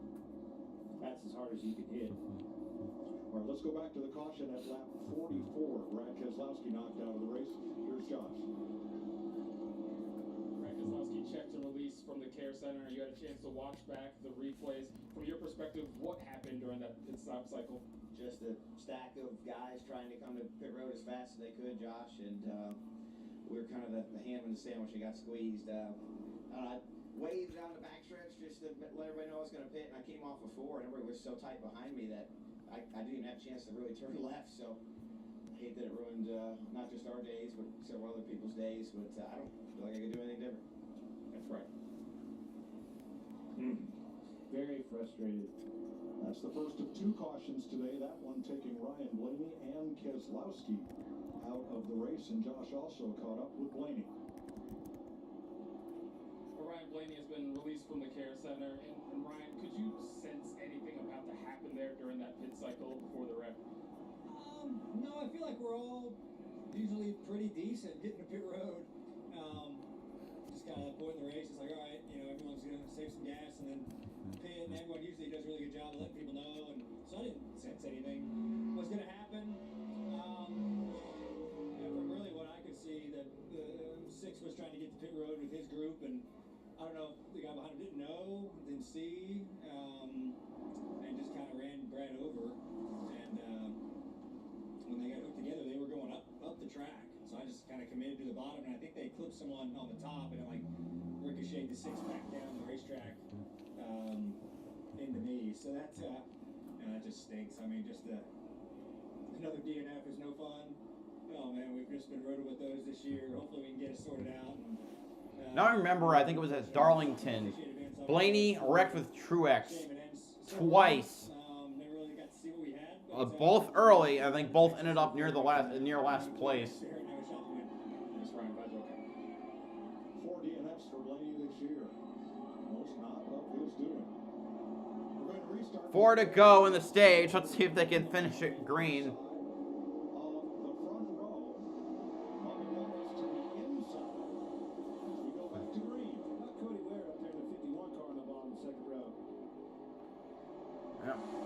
The worst driver, averaging 5 points a race. Just by the stage points alone, he might clear that.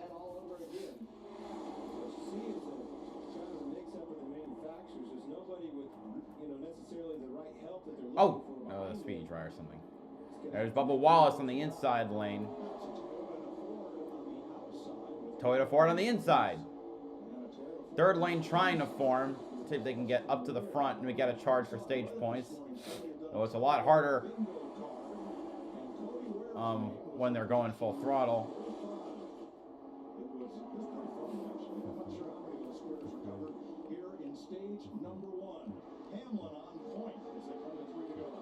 Hamlin looking for the plate win that got away at Daytona. He hasn't won a super speedway in the Gen 7 era.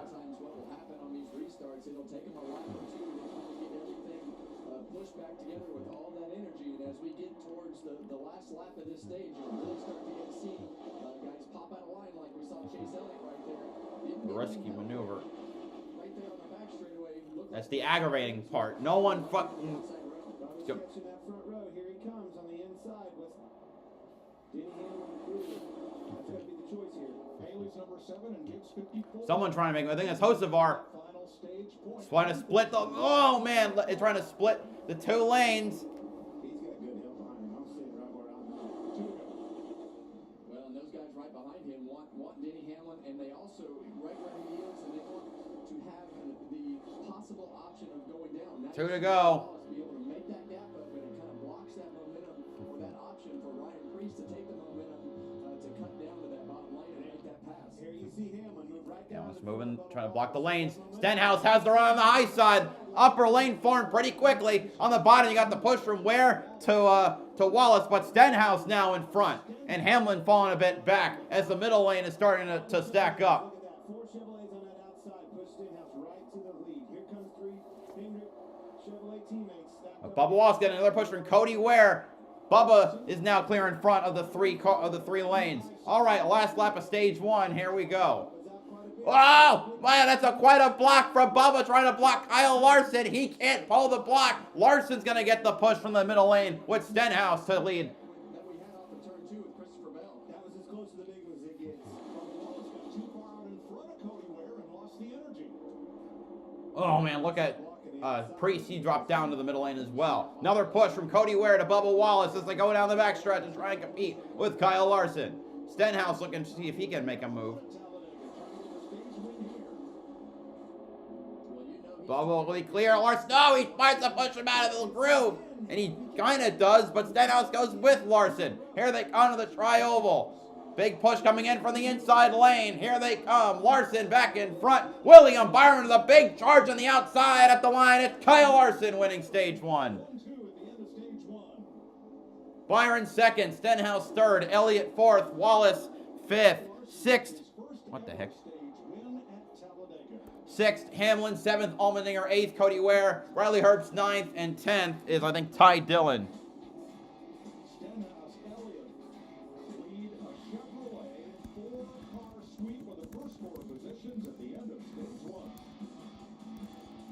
Bipolar 1 can overwhelm your mind. Sometimes depressive lows and unpredictable highs can...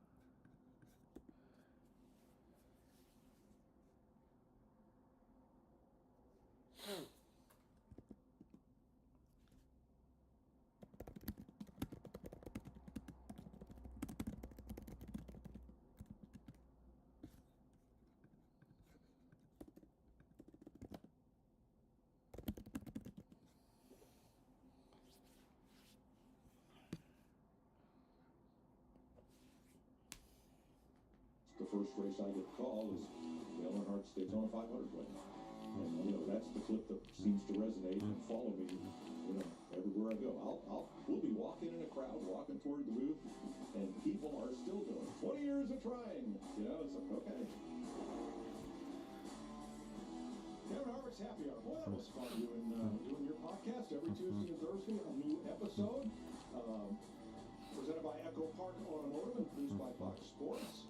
And, sometimes the internet will misquote us and have some fun getting them with clickbait, but gosh, enjoyed that. Thank you. Well, I enjoyed having you, and I really, the thing that a lot of people don't understand is you have so much of a history in this sport and so much of an understanding for it. So it was fun to be able to have people to hear you tell those stories.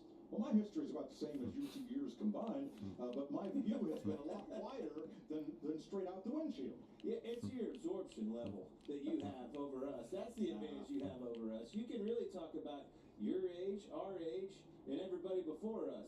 That's what you have over us. I think the I don't remember what I did the yesterday. biggest thing that Mike has is a memory, is what you're saying. That's exactly what it is. Well, we get to have a lot of fun doing it on the podcast and, of course, here at Talladega and every Sunday on Fox. Let's get back to it here with Kyle Larson leading. How about that? And what a week he has had. He was up at Indianapolis for the test this week. Had a little difficulty there, got into the wall. That's a car that they can fix and repair. Here's what happened in the open test in his HendrickCars.com McLaren with Chevy Power.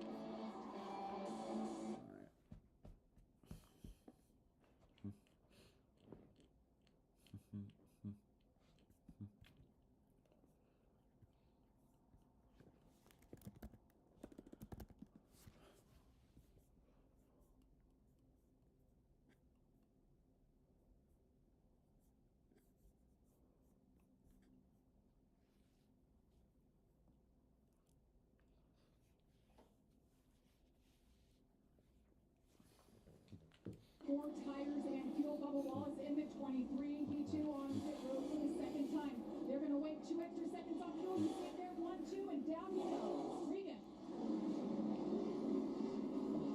Not the whole field did not pit.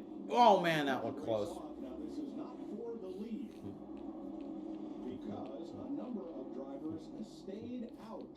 5 cars led by Carson Hocevar along with J.J. Yaley, Kyle Busch, Alfredo, and B.J. McLeod.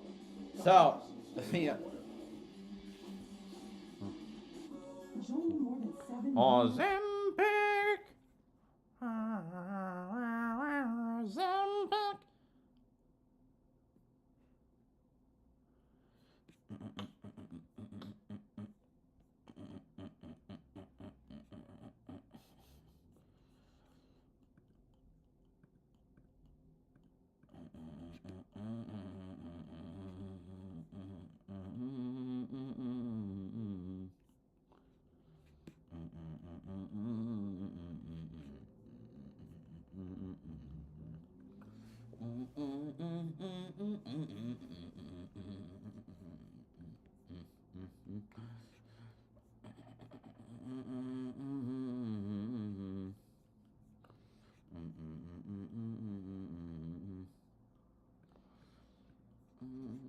Byron reporting steering problems.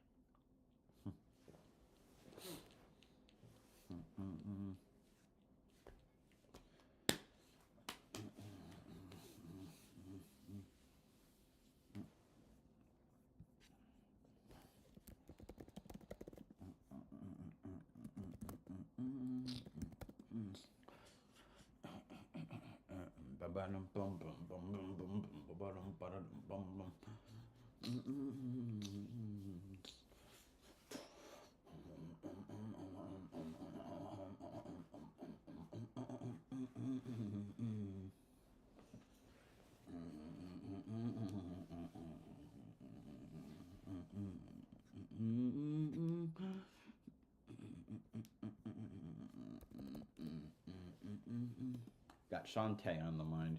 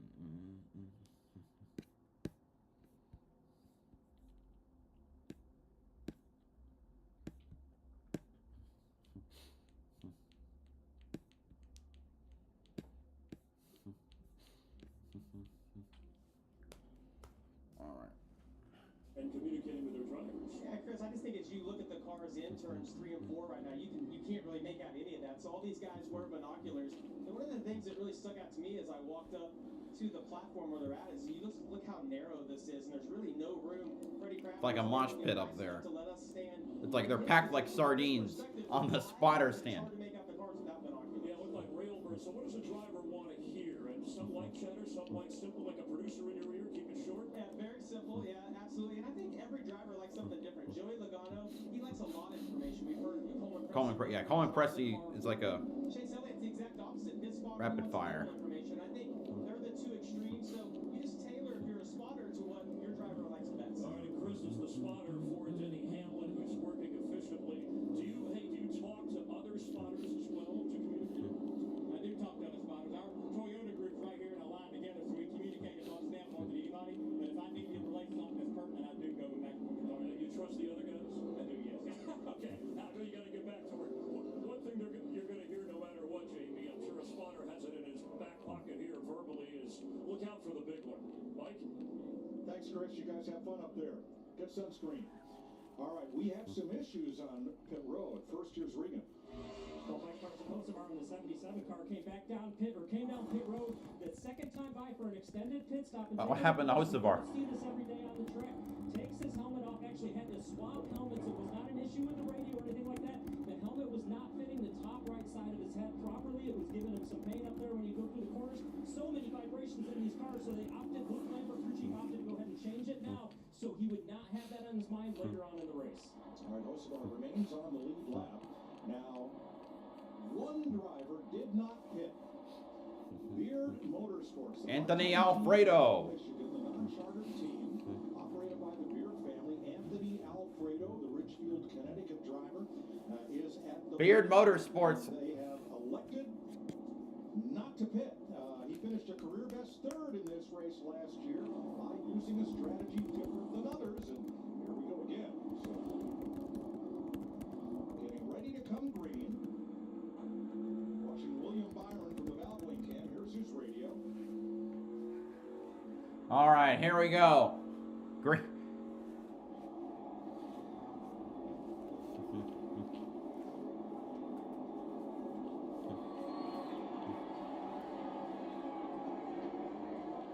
Green, green, green for the second stage at Talladega. Going to lap 120 for this one. Big push from Suarez to Alfredo. I'll tell you what, Kevin, starting stage 2 right here, boy, the front of this pack sure has changed. It really has. Vicissitude for Kyle Larson. He won that Car's stage, trying to got his speed pull the lane. See Byron a little shaky with Nemechek behind him. William Byron leading the outside lane right there.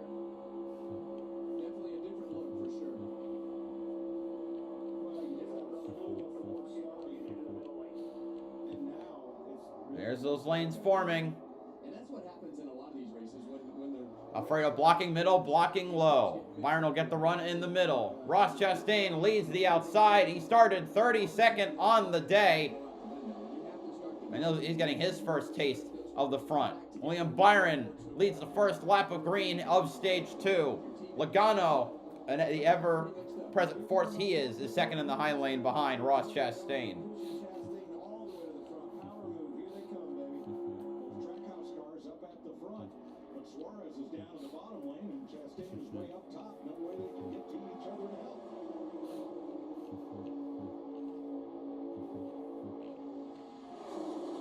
67 laps complete. The next stage break at lap 120. Race fans, now it's time for Straight Talk.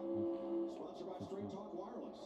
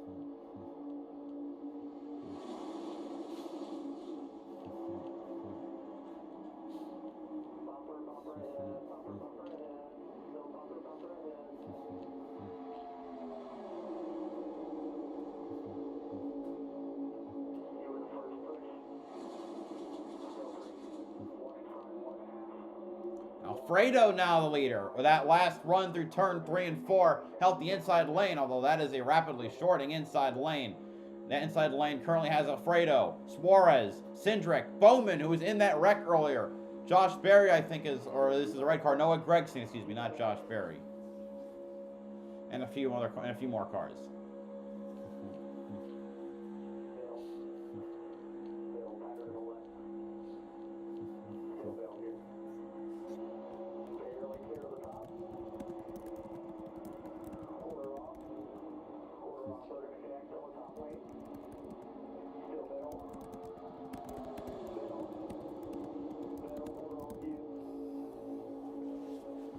Now Ross Chastain getting his first taste of potentially leading a lap. We'll see what happens at the start-finish line.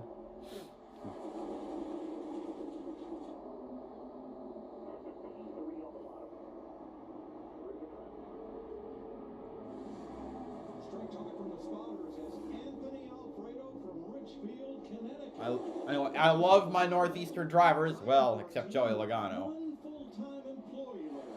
Yeah, Mike, I know he stayed out, but he's not that far off sequence of everybody else. He was one of the cars that came in and topped off at lap 55.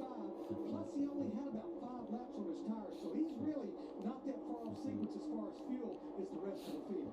Yeah, and the only thing that can really hurt him bad is if he has to pit or something by himself. So hopefully he can fall into a window that he can fall into. I think that's definitely the hope to try to do that. But right now he's leading the race.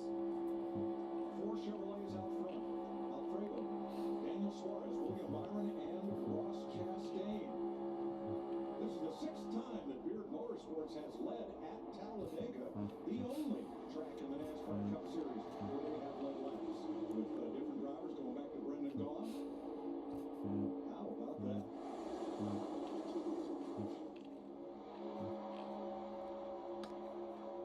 BJ McLeod co-signed to pit road. He will turn into the garage. He will be...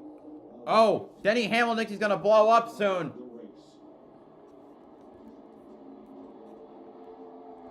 Let's go back to Jamie, who's caught up with Christopher Bell.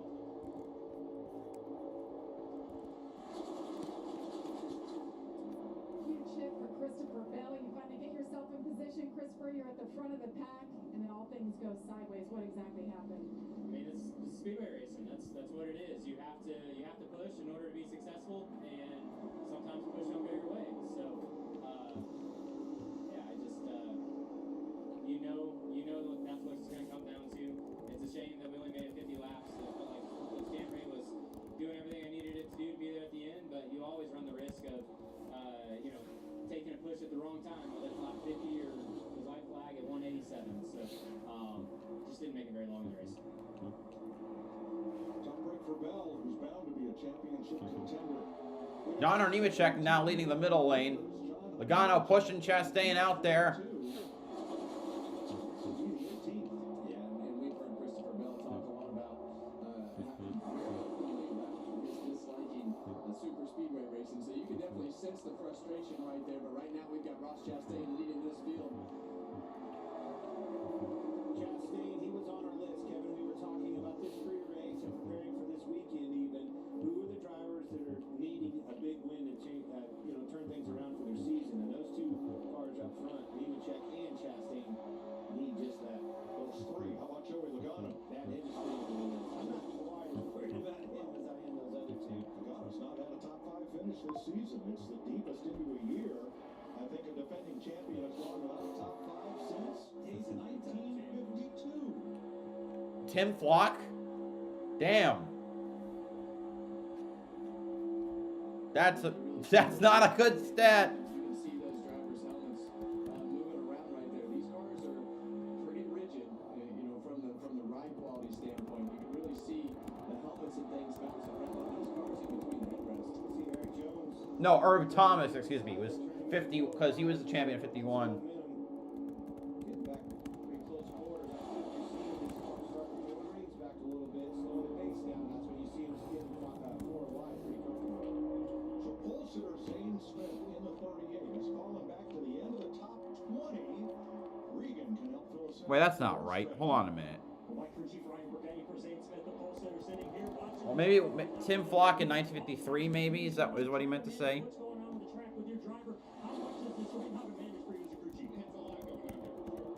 Just trying to manage track position, fuel knowledge, and everything. So first stage didn't shake out like we had. Had a lot of potential in the car, just got in the wrong lane late there in the stage. So I think the car is pretty good here. We're just kind of managing the top lane here. Maybe 1972. Looks like he jumped over. Oh, fourth lane is formed. I like that position for fuel saving. So car potential's there. We just got to make the right moves the rest of the race. All right, good luck the rest of the race. Thanks for talking to us. Well, if it wasn't here, Ryan Burgundy might be up at Stafford, Connecticut today. This is the race his dad competed in back in the day. Logano up front. No, it's Alfredo barely.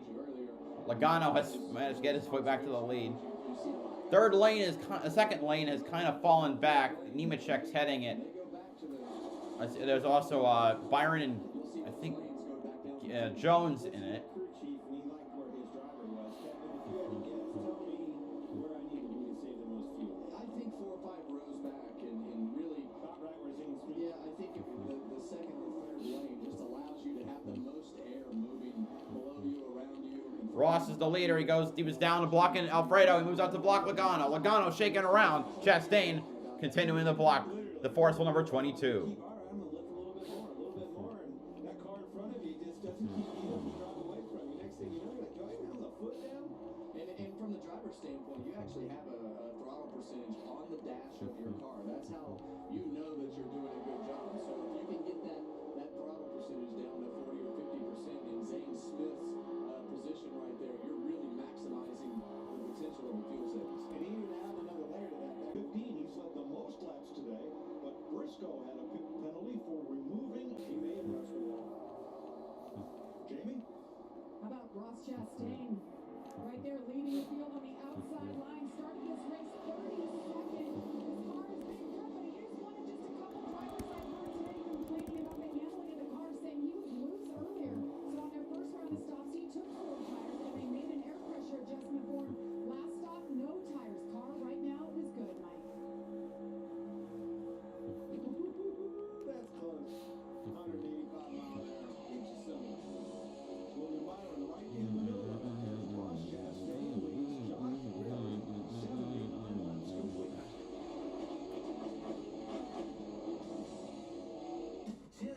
No! Go away! I hate that commercial.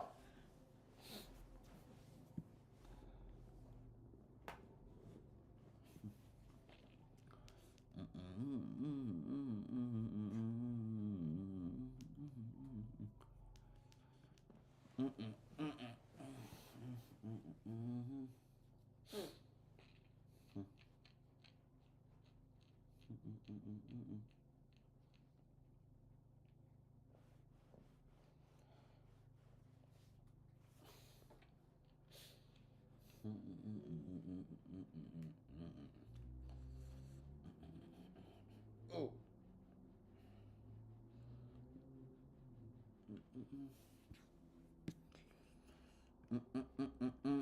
You look like you're having fun, aren't you?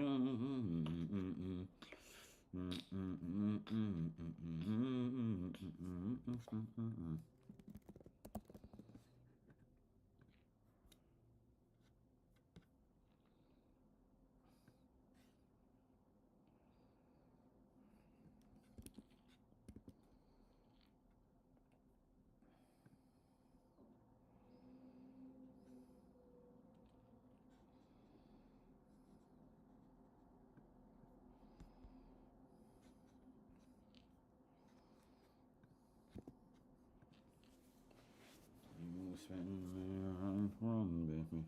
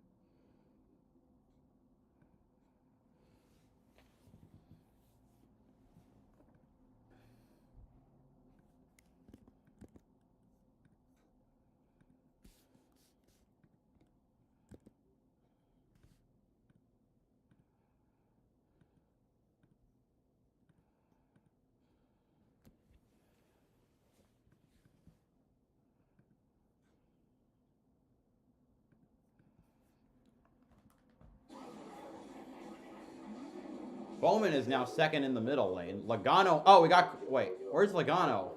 He's down to 14th.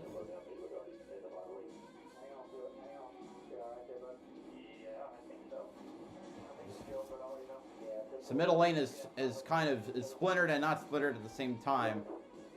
Again, it's like a DNA spiral.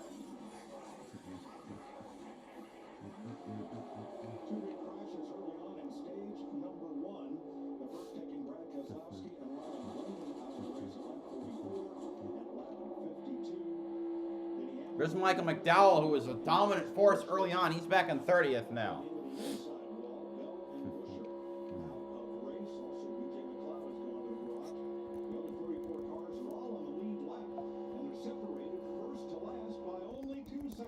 Well, and they're very mixed up from manufacturer standpoint. We've seen that since they got the green flag here in stage 2, and that happens, like we said earlier.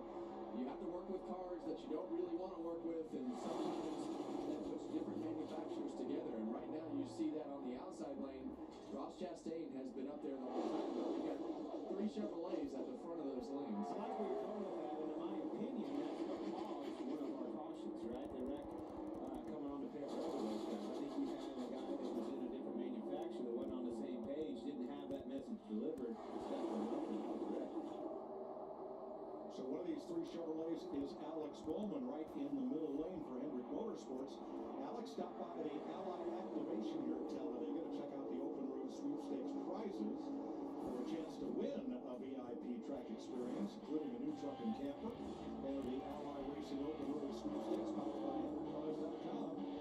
Scan the QR code on the screen or go to ally.com/sweepstakes/NASCAR. This is what Kevin and I were talking about on the podcast. For sponsors, activate. Make race fans your customers, and then help the sport by trying to make your customers into race fans. Well, Ally does a great job, and I get Too bad it's like, I think it's an online bank only.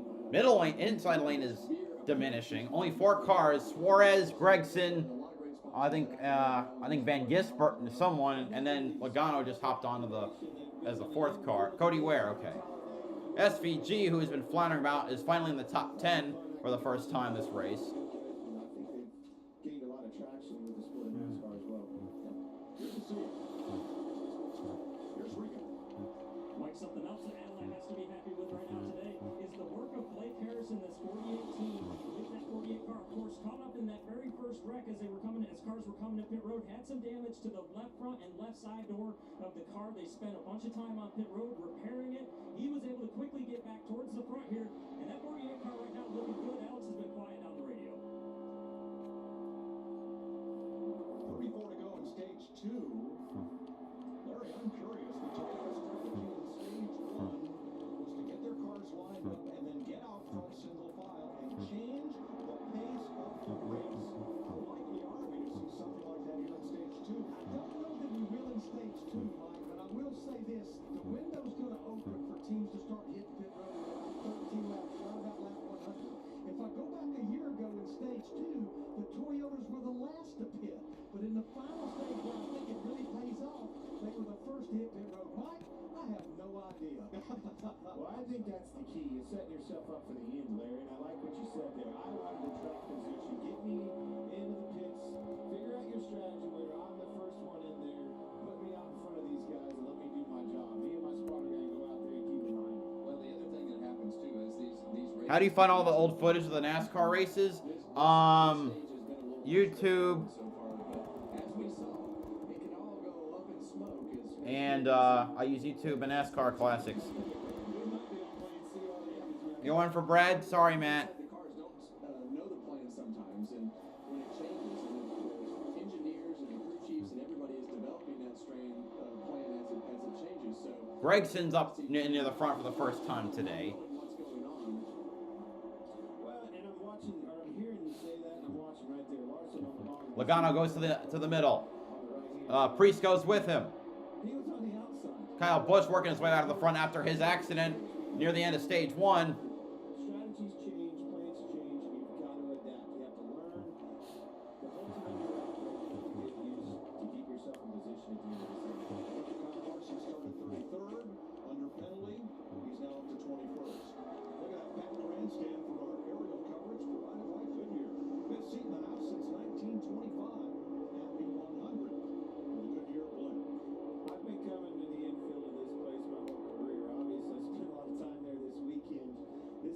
as much fun and the hype and everything, the energy that I've seen in a long time.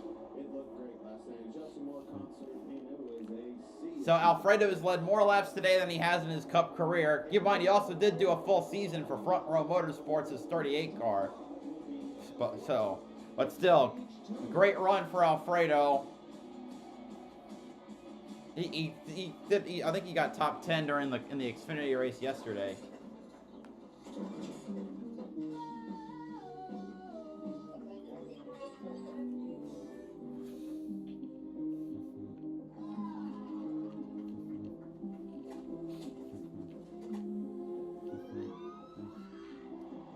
Logano back up front.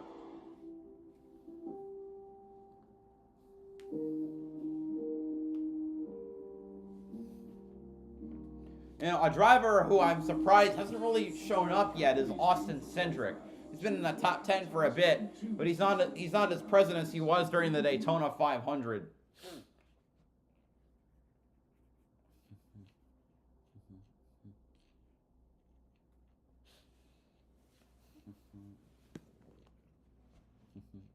Near the halfway point.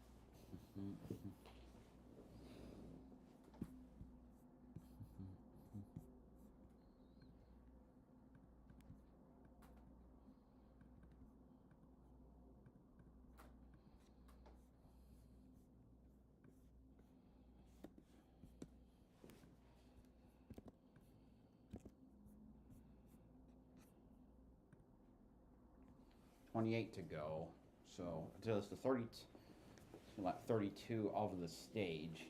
You expect them to pit within 8 laps or so.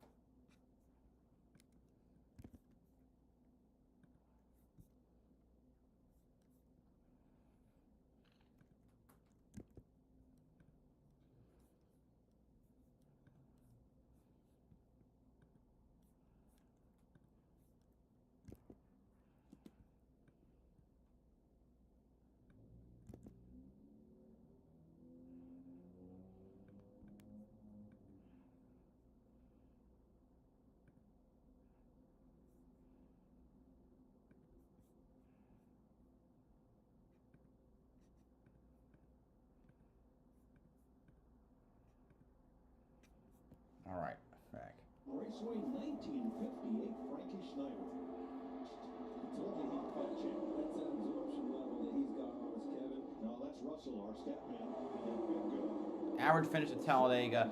Pete Hamilton, 5.6. Bobby Ozek, 12.4. Dale Earnhardt, 12.4. Davey, 12.7. Anthony Alfredo, 13. Chastain just led this lap. That is the 38th lead change of the race, and we're not to halfway yet. He's doing a good job to keep us halfway right here. Doing a good job keeping us close behind these cars. Yeah, we're at halfway now. Had him dancing back and forth. Did a good job keeping it underneath of him. You know he's aggressive with blocks and everything else. Probably it's a good duel between those two. So before hitting the track to watch today's Flint and the Trackhouse drivers made a special pit stop at the Wendy's Test Kitchen to check out a fresh way of frosting. Ross, Daniel, and Shane took their skills for a Frosty Swirls test drive. Did you have some fun making noodles, Flint? Oh my gosh, it was so cool. A Frosty, are you kidding me? That test kitchen was awesome. I mean, I'm talking, everything is made and perfected right there, Kevin. It wasn't just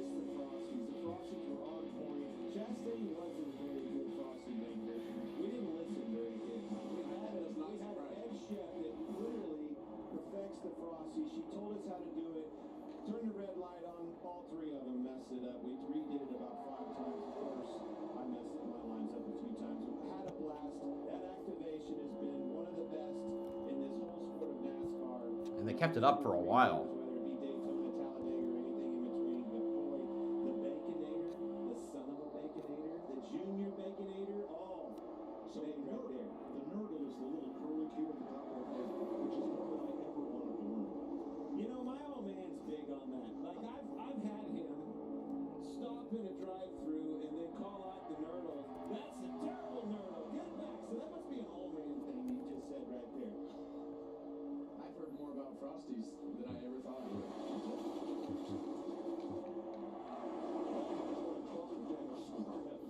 Denny Hamlin, his car seems to be okay to start. Also, now confirmed all 5 drivers who have been in the wrecks and had to go to the garage are out, which means Blaney will be the last place finisher. No rhyme or reason to what make is where at this one on stage 2. 3 drivers top 5 have never won a race. Even with everything that's going on right now, you see Joey Logano all over the back bumper of Ross Chastain, because what you'll have is you see that bottom lane surge, and then you have to kind of a warrior strategy, get the track position back, and then you start saving fuel. So you want to be the first car in the line, and you want to be as far forward as possible in the track position game. Josh Berry trying to bring that outside lane up even with it.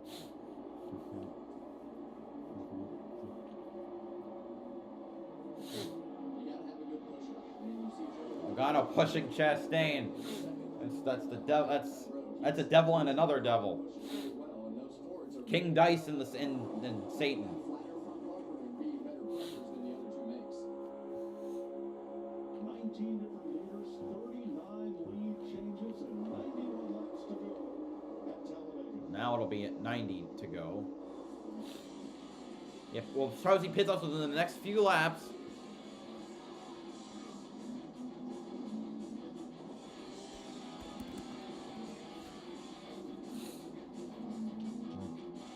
Graduates, today you enter the real world, ready for whatever lies ahead, except for the following, which you are likely to find exceedingly difficult. Going to a 9-to-5 job, doing your taxes, putting on a duvet cover, taking off a duvet cover, realizing you're never gonna go to the gym. This guy knows what I'm talking about. In summary, life is hard, but saving money by bundling your home and auto with Progressive is easy. Oh yeah, deciding what's for dinner every night, for the rest of your life. Oh, we got a car in pit road.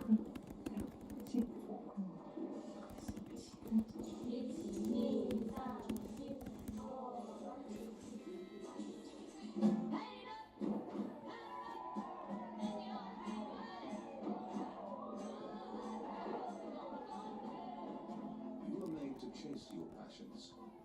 We were made to put them in a package. Looking for a reason to try the $5 meal deal with new McValue. Here's 1, 2, 3, 4, and the price makes 5. So much. Get more than you expect with the $5 meal deal with new McValue. I wonder if this golf car has hands-free driving.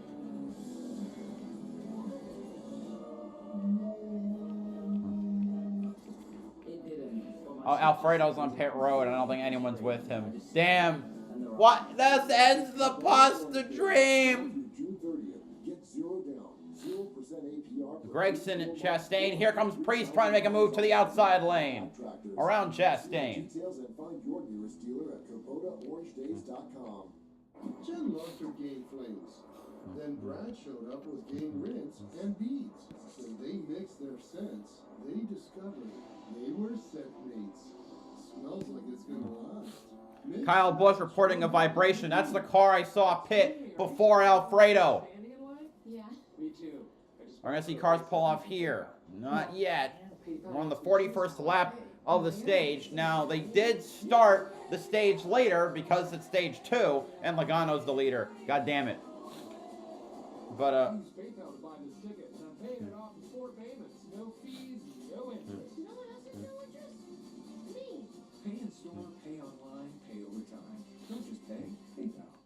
what the hell was that view? That looked like it was done in iRacing. Wrong turns, but when you're ready to sell, Car Gurus is a big help.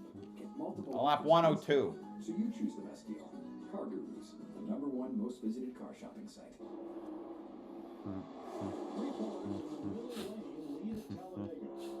Kyle Busch made an unscheduled pit stop for a right front tire, and Anthony Alfredo finally ran through his fuel. He did not stop on the prior caution and just came in and ran for gas. Regan. Cody Ware getting around, trying to get around Josh. Barry looks like he's trying to get to third, but Barry holding strong. So that's we got the front 2 and then the 3 wide behind him. They spent a lot of time on pit road, but this is another unfortunate break for him. He was able to stay on the lead lap. We'll see how things cycle through when pit stops begin. How soon, Larry? Mike, I would say we're probably within anywhere 3, 4, 5 laps. Everyone was last in between laps 63 and 65 at the end of stage 1. I think there's some that are obviously have found the bottom of the racetrack. Joey, Reese right there working together, 2 Fords, but some of them not showing their hand like they're going to come anytime soon. Chevrolet's being, I guess what we're talking about there, Kevin. Well, we saw last time, not showing your hand and nobody knowing what's going on. They got 2 cars confused. We had 8 car and the 6 car. 6 was trying to stay on the racetrack and break as much as possible, and the 8 got in the back of him. All right, lap 44 of the stage. There's the laps. Alfredo. Well, no, there's Alfredo who will go a lap down. Oh, never mind, it's Kyle Busch.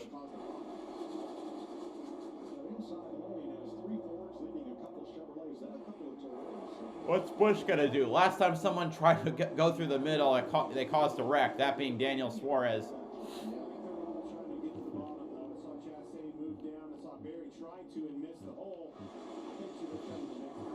Going around him. And right now they're having to go around Kyle Busch, who's all by himself down there on the bottom after making that scheduled pit stop for that left front tire that didn't have any more rubber left on it.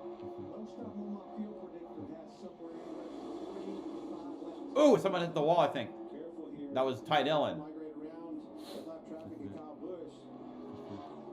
Look at the chaos that's created. And how many Get to that position. How many times have we seen that happen, Clint? You have a lap car or 2 lap cars, and that field has to figure out how to go around that car, and that's what can cause a problem. Wait, why don't we have? Well, NBC has this graphic. I don't know why we otherwise don't. Everybody to come in on the same lap. That would be chaos. No takers this time. Mike, that's a good point. I'm glad that you said that. And, the performance within a great five pit stop is exactly that. What group is going to help me come in and, by the way, what size of group is going to help me come in, get my task, the fuel done, do my job of, making sure that I manage the brakes coming on, get a little off without slapping tires, get out the fuel only, and get going in a line so I can create the momentum going into the next line. So one thing I see here are the Penske cars at the top of the racetrack. Now, in the incident that happened at lap 44 back in stage 1, the RFK It was at the bottom. hitting, but the Penske cars were not. They were intending to run longer. It looks like they may be doing the same thing here. Oh, there's 2 of them. And right now, Logano's on the bottom. 15 to go on the stage. To come out of the pits and be in a single file line, that's really the fastest way to go because it doesn't have that big accordion effect by having too many cars in a line. So a lot of times the manufacturers will split their cars up in that strategy to try to create multiple fast lines. There's Alfredo. What's he gonna do? Alfredo just in front of the pack.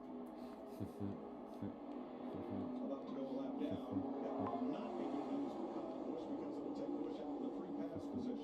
Well, Alfredo might not be able to get in line.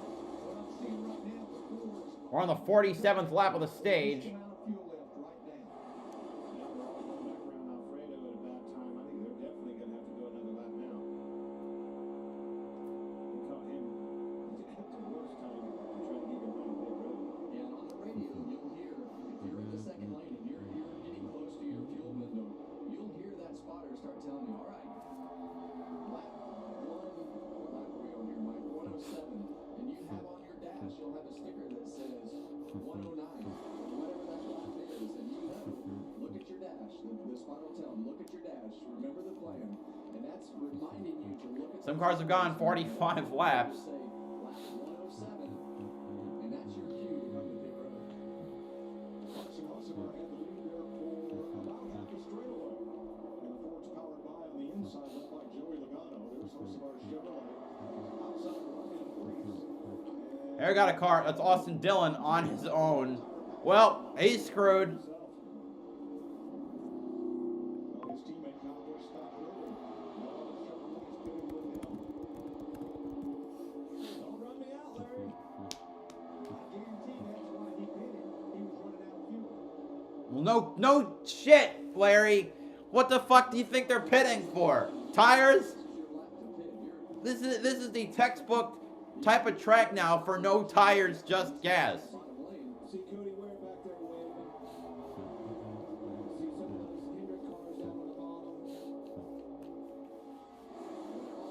Next up right now, so Chevrolets, keep an eye on them. if you wind up not being on the plan, you just pick whoever. All right, we're on the 49th lap. Who's going to pit? We finally have some pitters. Hendrick Motorsports.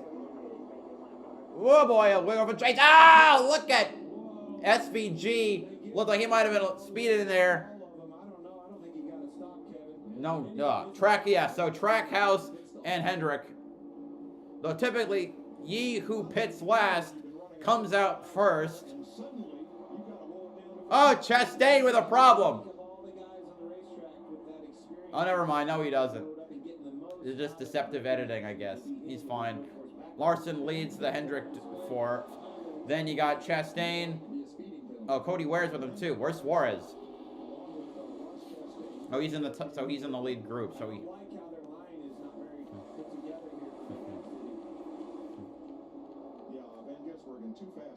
SVG speed. Yeah, no shit. He came in there like a Monty Mole bursting out of the ground.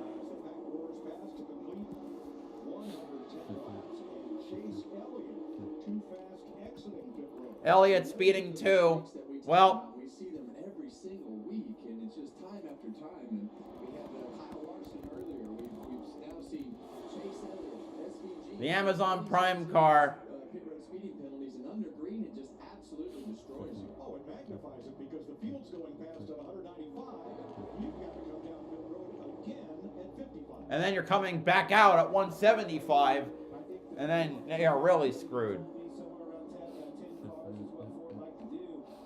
All right, we're on lap 51 of the stage. We see the Penske car, Logano coming off Cindric.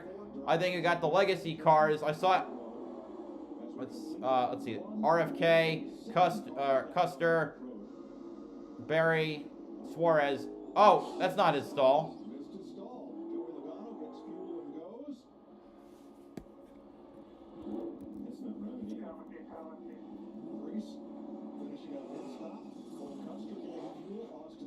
Josh Berry, Logano racing down pit road. Noah Gragson stopped with them. Now they come out in a pretty orderly line. They're pretty well together. They are, and if you look down, you see these Hendrick cars and the Chevrolets have found one another pretty quickly. Well, one of them has to peel off to serve a penalty. More cars coming to pit road. And here comes everybody else. Only 4 cars are left. Let's see, 2011, Gibbs, Spire, Front Row, Legacy, Stenhouse. And 2 of those 4 had already stopped. Lap 53 of the stage. Themselves. Who hasn't pit? McDowell, Hamlin, Gill, and Tosavar. Another mistake there, Mike. 99, too fast entering. Suarez speeding. Whoa, look at Larson trying to get around Gregson. Oh, Nemechek, come on. We stay green.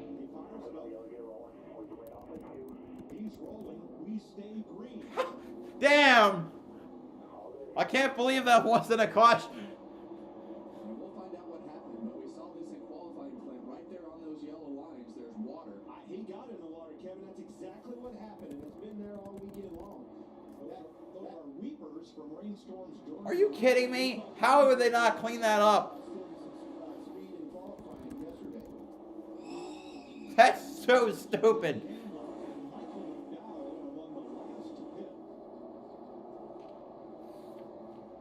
there's Elliott going to serve his penalty. Cindric leading that pack of cars.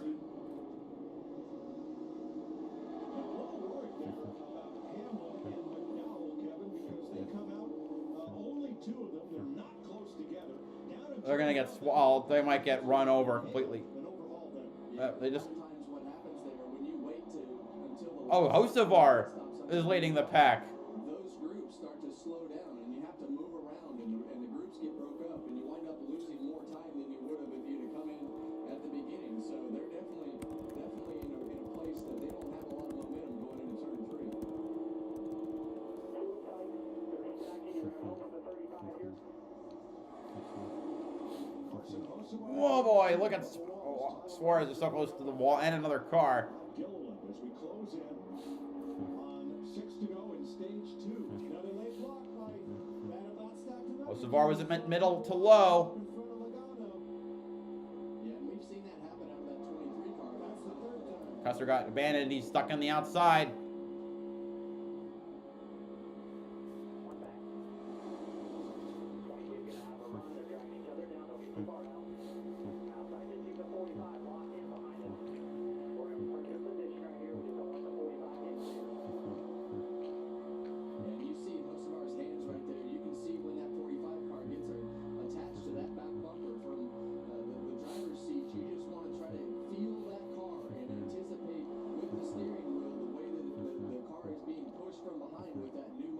So, as a driver, you kind of have to guide that missile with that car being pushed. You're holding on. And you heard Tyler Green. 2 Penske cars running 1st and 3rd on the outside.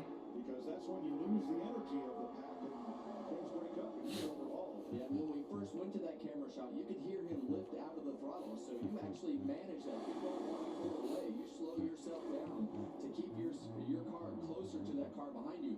That 2nd place and 3rd place car really dictate how fast that line will go by how much that 2nd place car can push and keeping that gap consistent. Obviously, looking at the green flag pit stops and performance within, I mean, Joey Logano first and first, but some of those other cars, I think it was Haley gained a lot of positions on pit road on that exchange. And most of the big gainers were Fords up into the top 10. Because they pit last.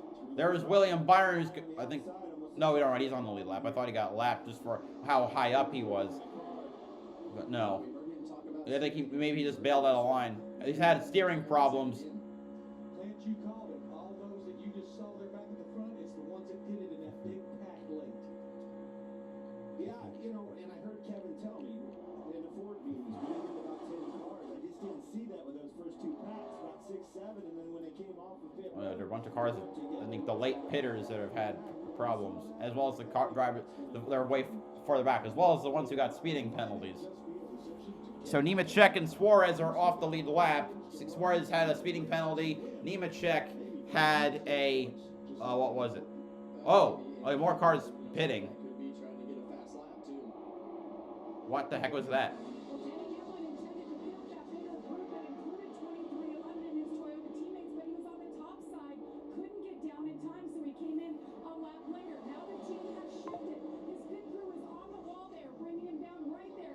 Oh, so they're going to try to avoid getting lapped or try to be... That's interesting. So they're going to stay out under the next caution. This is a way of trying to...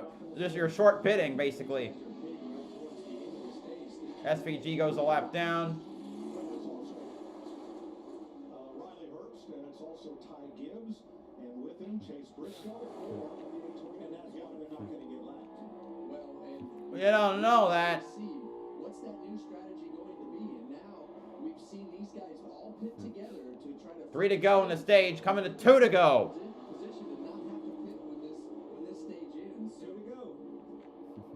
It is ending, Kevin. It's right here. There's Bubba Wallace, the Twitter, who did not follow that strategy. He is leading the outside lane with Austin Cindric behind him. To his inside is still Joey Logano. Talladega is Logano's 2nd winningest track. Phoenix and Vegas are the ones he has more of by 1. So he could potentially have a 3-way tie for his winningest tracks. And that's right in that section on the back straightaway over those bumps going into turn 3. Josh Berry in the mix, Gilliland on the bottom. I like that Josh Berry and Cindric. That's the 2 Penske cars there. Their teammate Logano on the inside. Got All right, last lap of the stage. Let's see who's going to make the moves. Or try to. We see someone trying to make a run on the high side. I think that's Kyle Busch. Nothing gained there. Oh, it's Allmendinger. 2-3 cars back in those lines. Who can get that best energy? And then who's going to pull out? Who wants to take the chance first? Ford and Chevy with a big run on the outside. Ford and Chevy on the bottom. While sitting on the middle lane, Logano will try to get the push from Hocevar on the bottom. Through turns 3 and 4, Bubba shifts to the low line. The exit of turn 4 before somebody starts to make a move.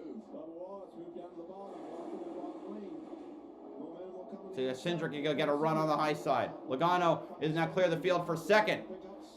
Wallace gonna go up block middle. Logano shifts to the bottom. Bubba goes with him. And they come to the line. It's Bubba Wallace winning stage 2. Logano second. Larson third. Cindric in fourth. Fifth is my leaderboard's broken. Fifth is Hocevar. Sixth is Priest. Seventh is Reddick. Eighth is Gillen. Ninth is Elliott. No, that's not. This is wrong completely. Hold on a minute. What the hell? Did you know Toyota has 3 NASCAR Cup teams? We got Team 2311, owned by this guy, and 3-time Daytona winner Denny Hamlin.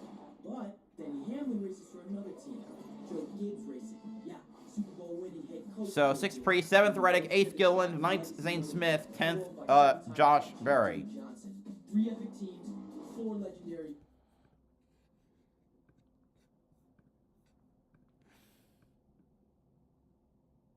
All right, let me.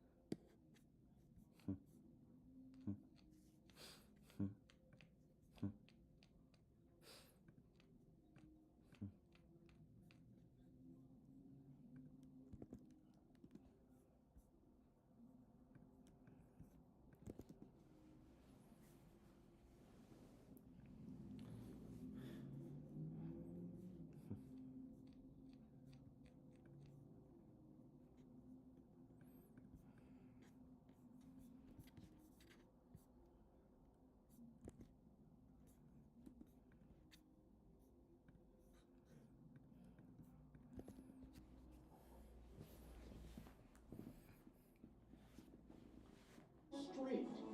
2 drivers in history have won back-to-back Indy 500s and had a chance at the triple.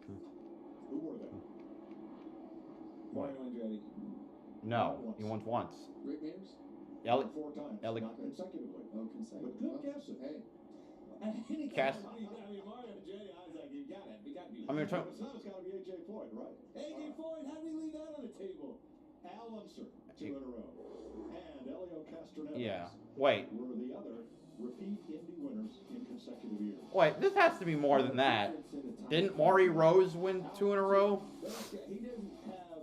Or what about Rex? No, I could have sworn Maury. Well, hold on a minute. There's got. I mean, I was gonna say Elio. That's the obvious one. I could have sworn Maury Rose won 2 in a row, or Louis Meyer. Bill Vukovich won it twice in a row. Then again, he might have died. Yeah. Okay. Well, he died the day before the Indy 500. No, he died during the Indy 500. So he could. Yeah, Maury Rose won twice in a row. Wilbur Shaw won it twice in a row.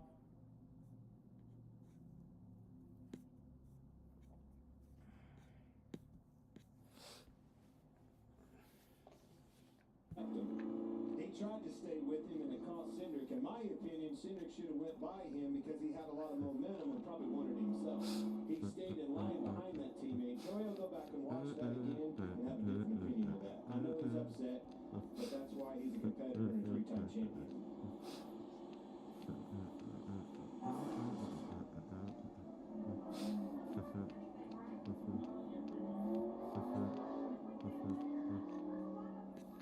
And this was after the stage end.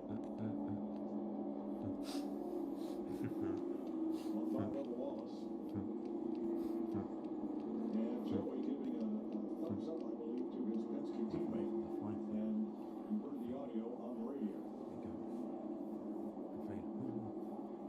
You see the run, he had to let out of the gas, so look how bad they stacked up behind him. He was going to run him over.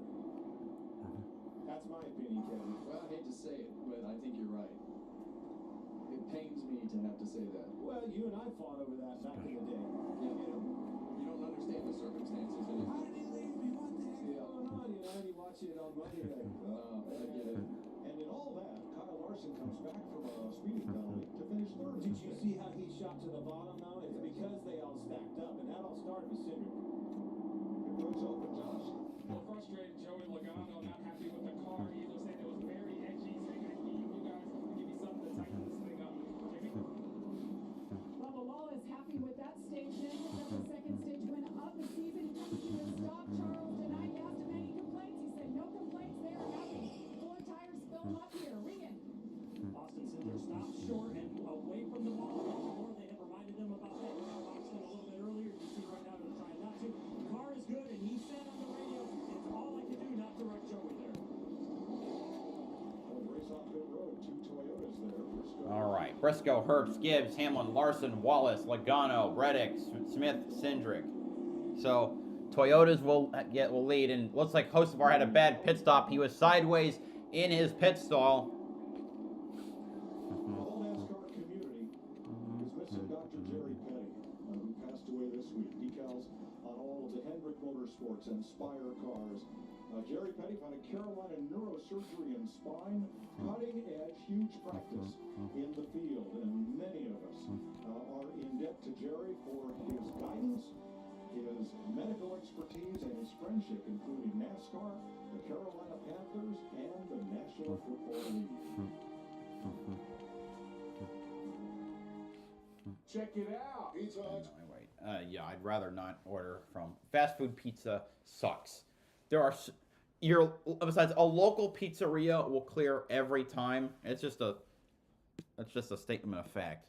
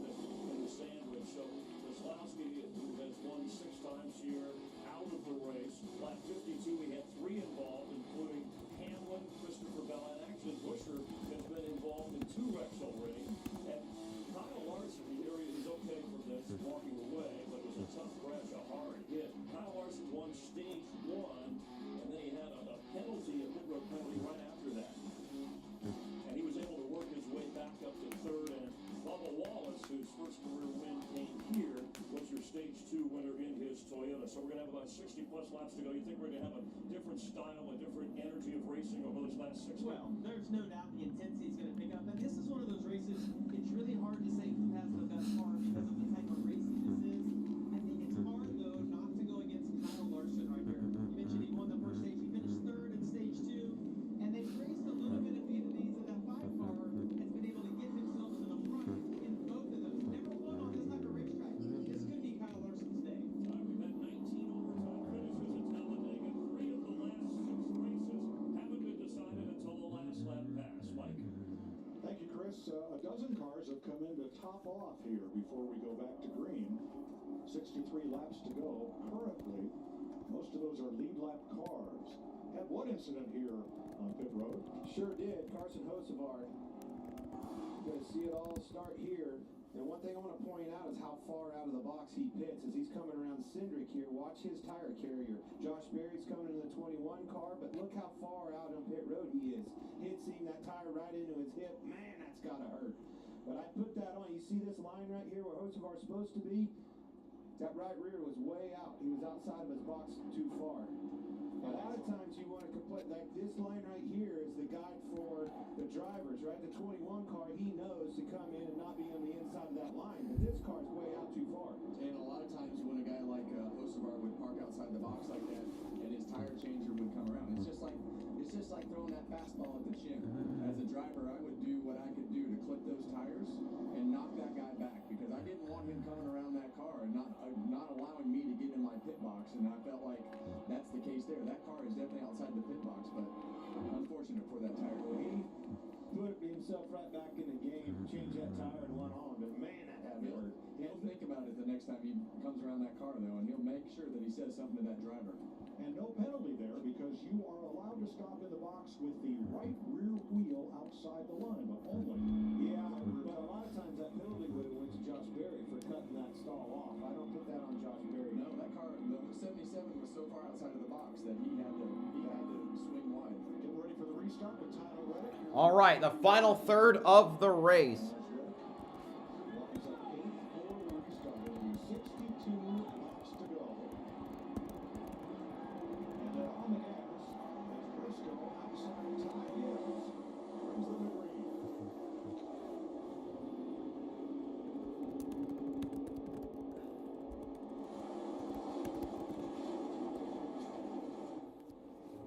All right, so Toyota's up front. 2 that have yet to win this season. 1 who has not won in his career. Toyota's up in the front right now. They pulled a great strategy at the end of that stage to put themselves in a position to take this track position. And you see Chase Briscoe come down in front.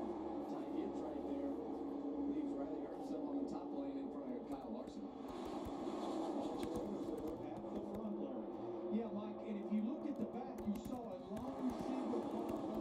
It's because they pitted after pit road was closed, coming to the green flag on restart. But just on the Toyotas that's up there at the front, Briscoe, Gibbs, Herbst, and Evans. Remember, they pitted with 3 to go in the stage. It was really not a plan, but it was an option in the playbook because they had lost track position. They had done the game, they did it, and then they came and topped off there, which really sped their stop up contrary to the competition. Non-Toyota using the outside lane. Briscoe moving up to block. As Briscoe jumps up top. Well, whatever is a plan or not, it's effective. And these Toyotas are all right up at the front where they need to be when the time is right. That is 61 laps to go. Let's get in position, and let's keep the position right up front for the track position. Keep these guys out there. It's time to work together. Whoa, what the heck? Chase Elliott drive right up through traffic. What the? Excuse me. What was he doing? That was close.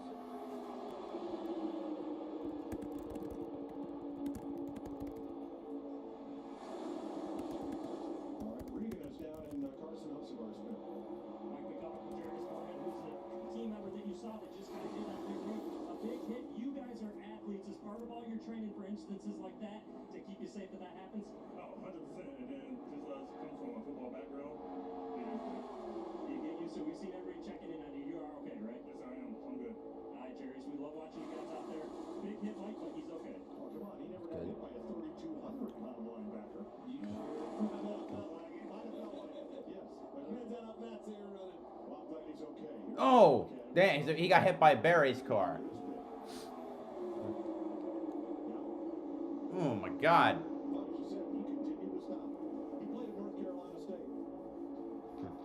those guys are all studs. The game that has been created on pit road with the athletes and the guys that are carrying and changing those tires is unbelievable in today's NASCAR world. You brought up game. The game has changed. I like it. When you keep going back to this Toyota thing, and they have put themselves in position. 3 of them stacked up on the inside. Still 32 cars on the lead lap. Running with Josh Berry hit a bird. race leader Chase Briscoe with 59 to go.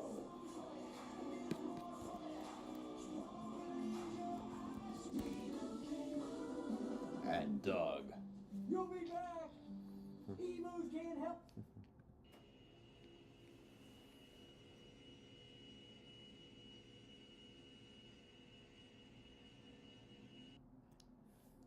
That is disgusting.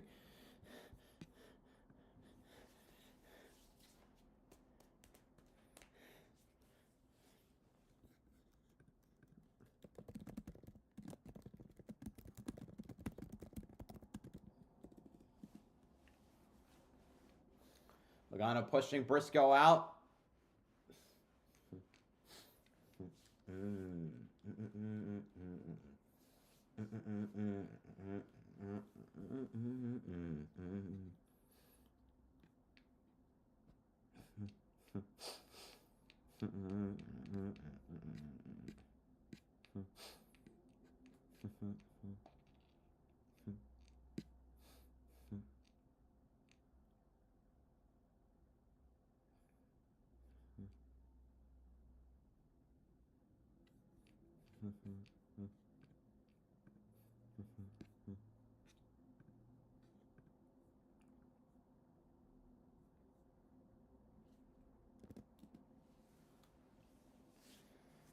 Imagine if Ty Gibbs could get his first win today. He's been on an upward. He's been on a climb after a horrendous start to the year. I have to guess the Walsh absorbed his bad luck as well.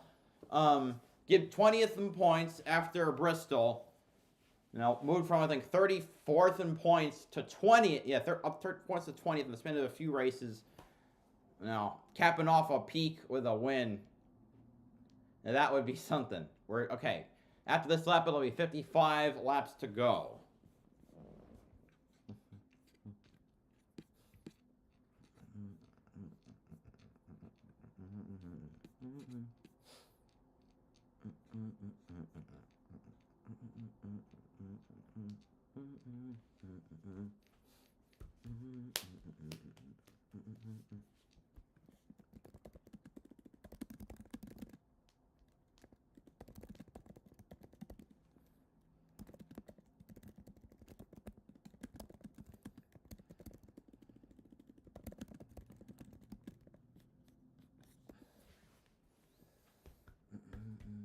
Hamlin seems to have his engine problem fixed. I mean, he's running second now, so I wonder if they'll try to do the same thing they did at Oh, please do it again! Run away like last time.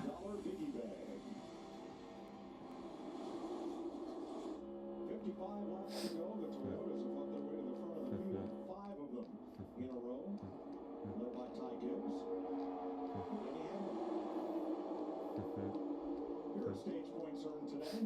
Well, we see Kyle Larson and Bubba Wallace have done a great job in protecting themselves. Joey Logano, William Byron, Stenhouse.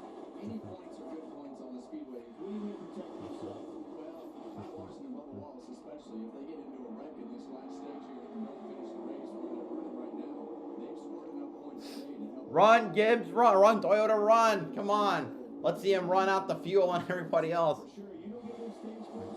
Gilliland is in the top 10 for the first time today. At least first time where it's been noticeable.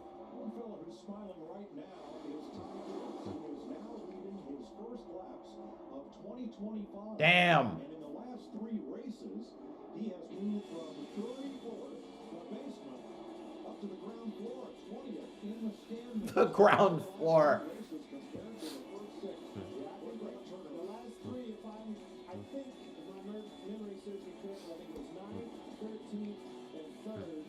And then the 3 before that were 20th,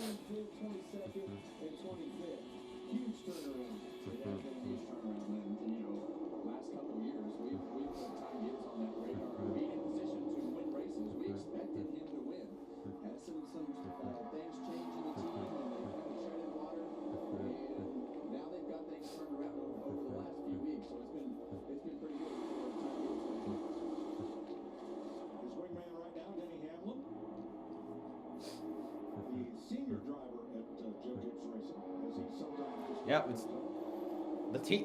When I met you, I was but the learner. Now I am the master. Anyone not on the lead lap? Okay, Nemechek and Van Gisbergen. That was I saw Nemechek running in the top 10, but wasn't listed. Yeah, he's a lap down. Cody Ware running 8th. He has the best finish of 4th at Daytona from last summer.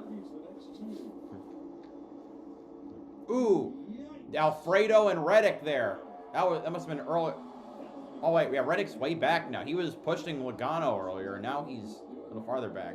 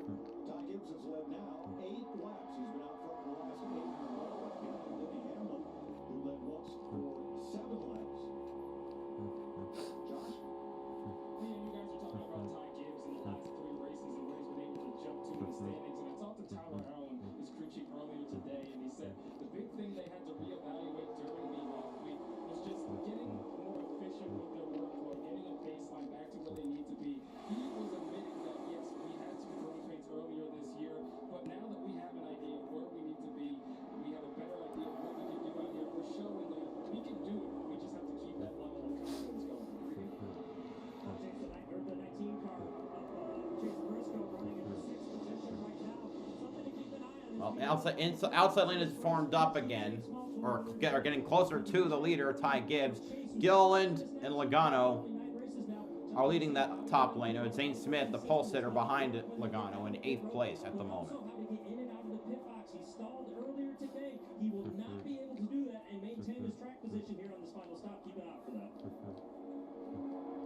Well, that's a difficult scenario at these speedway races. You have to rev the engine up enough to get those tires spinning. You don't want to spin the tires too much and just sit there and waste time, but you have to have the engine revs up, or as soon as they drop that jack and you hit the gas, it'll just completely stall that motor. Definitely a fine line on what you're talking about there. It's too much spin and you blow the tires off on it. It just acts like it just sits there and doesn't go anywhere. Not enough, you kill it. Then you really bad. Missouri Jones with this Toyota Cam has had kind of a quiet day, running mid-20s for most of the day. So is his teammate Jonathan Nemechek. Nemechek was up at the front of the pack for a short time. Tyler Reddick currently 16th. Really nice day for Riley Herbst up in 3rd spot. You know, the 26-year-old rookie from Las Vegas finished a career best 9th here in 2023. And here he is right up in contention in 3rd spot with 49 to go. Yeah, and you know, I think that the intentions for everything with Riley when he started before this season was to put him on the super speedways, and we saw him have some success. So I think this is probably as comfortable as Riley has been because of the fact that he's run so many of these races. So it's great to see him up front. Larry Mack? Yeah, I've been watching those top 3 Toyotas, the 54 Gibbs, the 11 of Hammond, and the 35 of Riley Herbst. They are not saving fuel. 100% wrong right now. Gibbs and Hammond are actually starting to drag the brake just a little bit, but not coming off the throttle. Now, Mike, you had asked me earlier about strategy. Go back a year ago, the Toyotas came early about lap 152. The window is close to being open right now to make it to the end. We'll see how that strategy plays out, and thanks to Toyota. What, pit now or later? That's the question.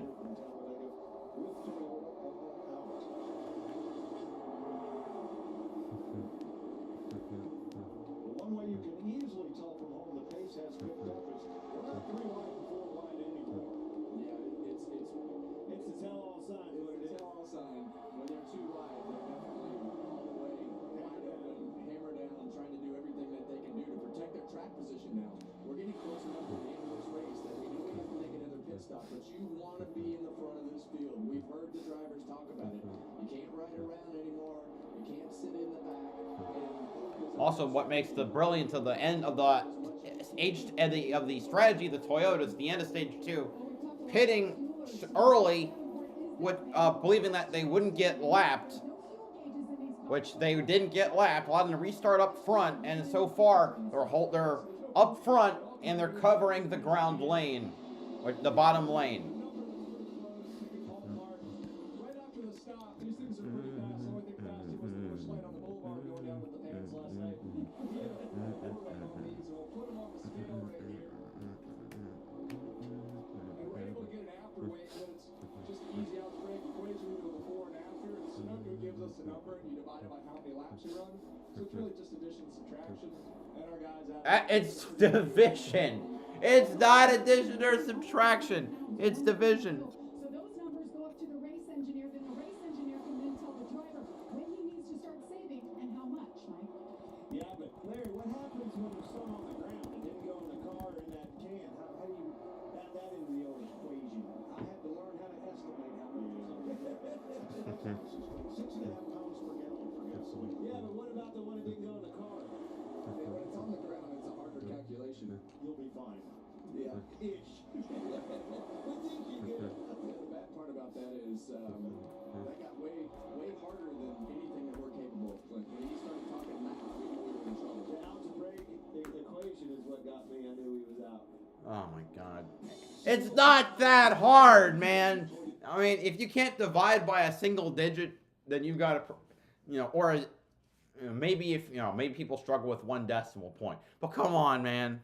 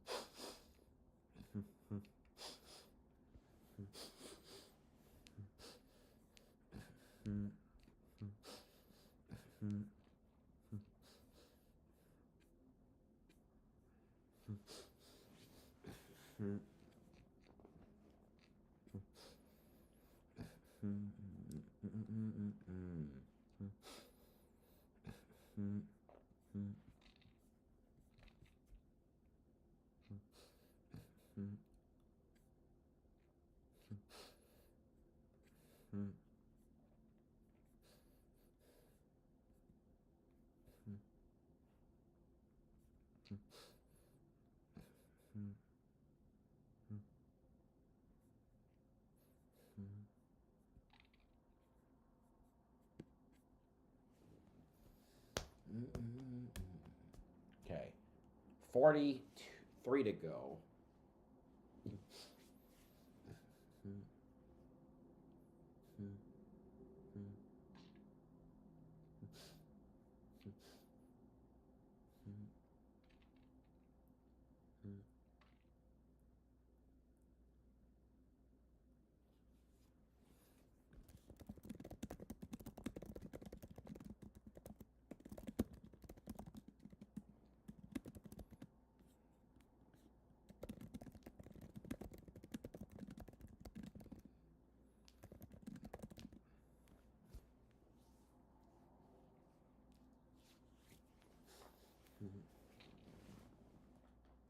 Slicing through the lane, feeding the post. Best delivery guy ever, Pizza Hut. The Cheesy Bites Pizza, a new ranch lover's flight. Get it on the Pizza Hut app.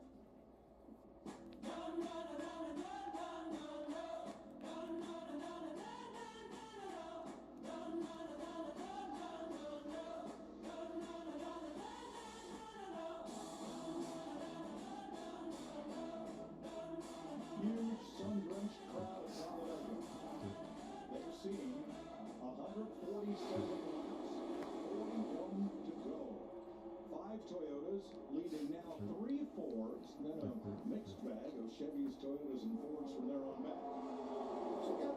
So it's Gibbs, Hamlin, Herbst, Wallace, Briscoe, then a few Fords, Gilliland, Gregson, Ware, the first Chevrolet, the top 10, Kyle Busch, and then Joey Logano, and on the high side. It is impressive that the 8 is staying in there with the patchwork, considering how important aero is on super speedways.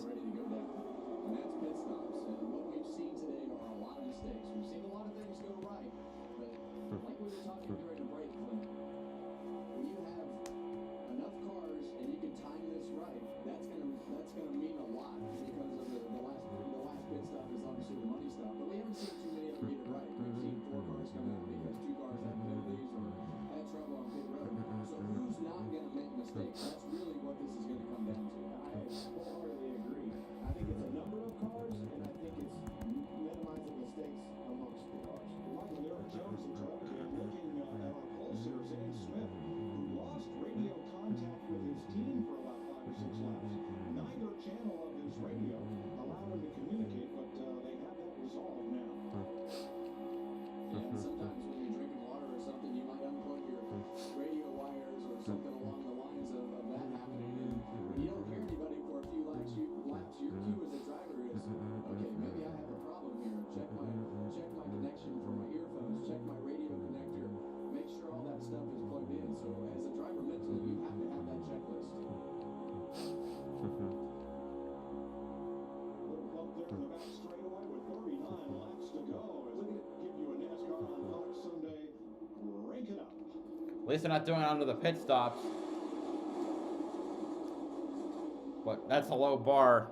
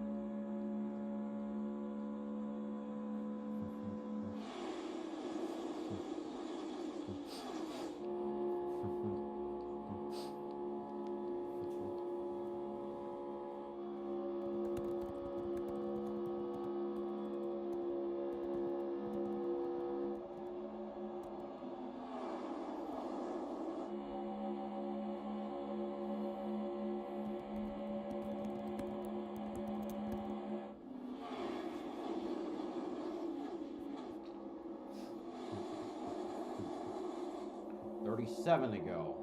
You heard Logano and company talking about get with a 38 and a 5. Let's go. Ready to make a run, and that's exactly All right. what they're doing. Starting to creep forward. Big runs out of that Zane Smith. Logano's now up to next to Todd Gilliland, so that leaves the top 6. Celebrating 100 years of the American icon, the Goodyear Blimp. There's a whole pack of Talladega 32 lead lap cars, 31 of them within 2 seconds of the leader. And Larry Mack, one pit stop, a money stop to go. When? Well, the window's open for look at you again, and I think we're right there now where if you wanted to do some odd strategy like the Toyotas did a year ago, you could come. But now we truly can go to about lap 172, 173.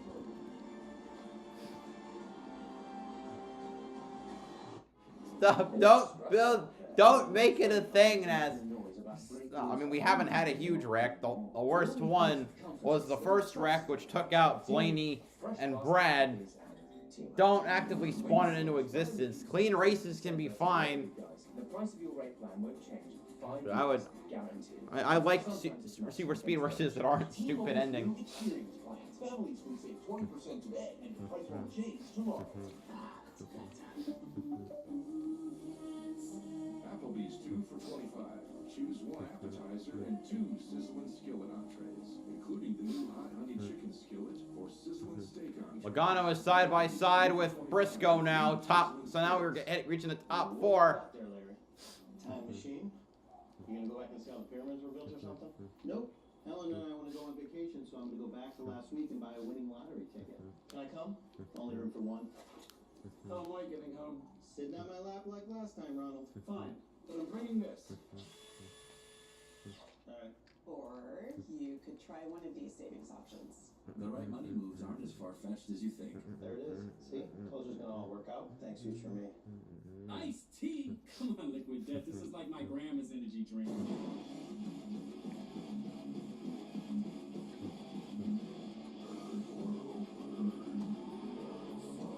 What is this commercial?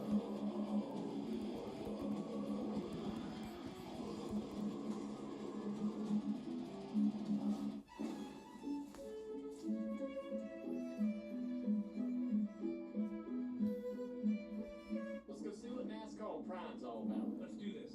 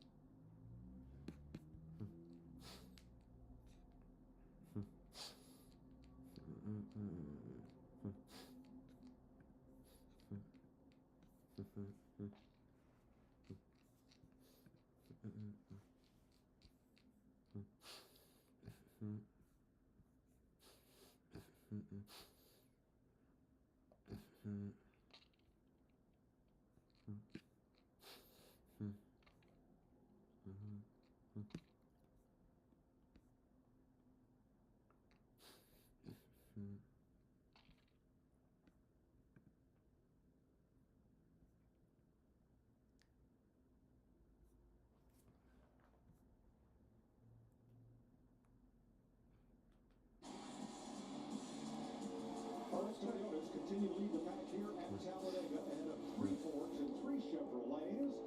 Everybody jostling for position and being in the right place at the right time to make that green flag stop. Apparently, Alfredo has led more laps today than Beard Motorsports has ever led. 8 Fords, 6 Chevrolets. Obviously, there's more out there, but that's kind of in the top 2022. You heard, we think Hocevar maybe be looking into pitting with the Toyotas on their strategy. I think those numbers, because of the manufacturer conversation, is going to dictate some teams opting to go with one or the other. Yeah, they can go another 10, 12, maybe even a little further than that right now. Not a lot of fuel saving going on right now. The chitter chat on the radio is teams in the garage area in pit road thinks Toyotas will come first, Fords will be the last group to come. Okay, well, let's go further on this Hocevar situation. He's 1.7 seconds back of the lead Toyotas. If he pits with them, how is he going to leave with them and maintain a draft? He's so far back. Yeah, that's going to be a tall order to make that happen. But as I looked down at his pit stalls and we saw the trouble with his tire carrier earlier, you definitely don't want to pit with the Fords. You've got one in front of you and one behind you, so that strategy's out the window. I don't know why you would want to go against your manufacturer, but we'll have to see how all that plays out. The only how is coming onto pit road. That's how you make up that 1 second. As those guys slow down in the front, hopefully you're going to have to make that up coming onto pit road, because you're not going to do it getting fuel and you're not going to do it leaving. And that's a big chance to take. We saw that not work out very good early in the race. Well, right now what we're seeing is how fast that 38 and 22 car are. They're single-handedly making that outside lane work by the 38 pushing the 22 past one car at a time. And they've about got themselves all the way back to the front. It's funny how the car that was set on the pole and was the fastest car here yesterday is always a good pusher, the guy that you want behind you. And I think that's a great spot for Zane Smith. I think him being a pusher is a much better position for him than to have the roles reversed. Well, I think especially when you're talking who he's pushing, 3-time champion Joey Logano. And let's not forget that third place car. Well, there you go. Got less than 30 laps to go. Yes, but he's moving down because of what we're talking about. I think they're getting ready to hit pit road here. All right, I'm hoping for those pit stops soon. That's when it gets interesting. But when one car moves out of that lane, you see how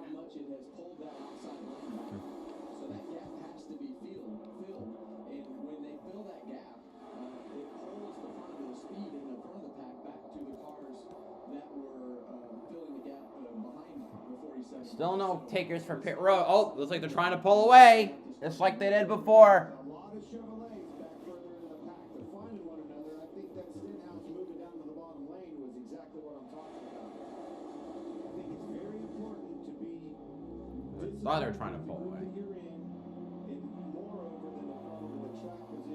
Reddick's falling outside the top 20. He's actually a lap down, but that is 6 Toyotas lined up on the bottom.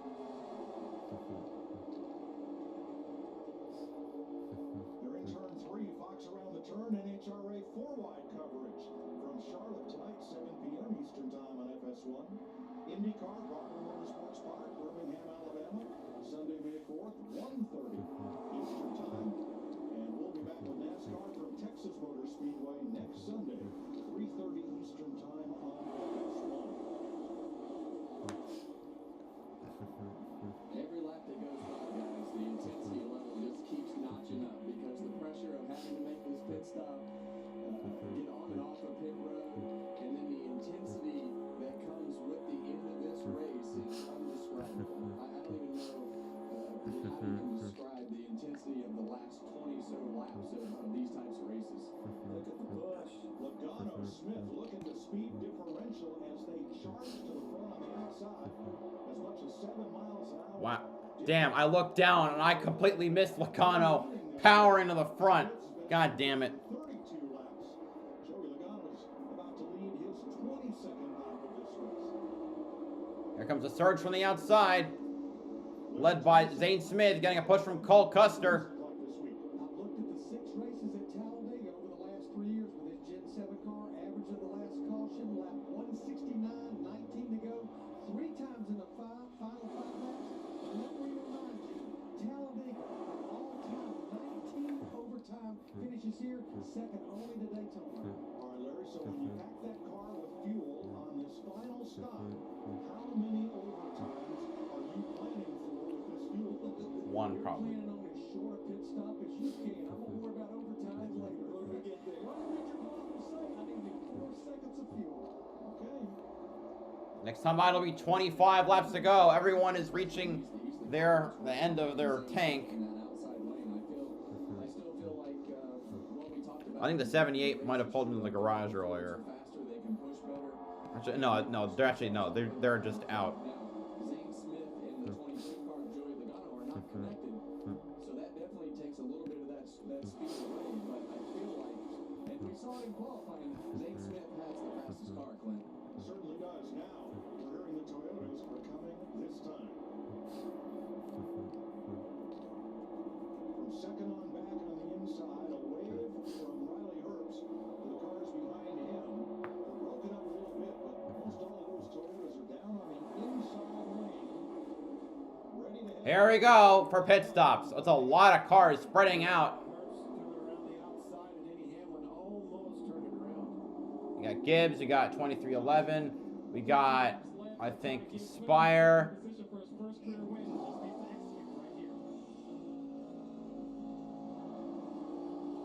It's a lot of gas.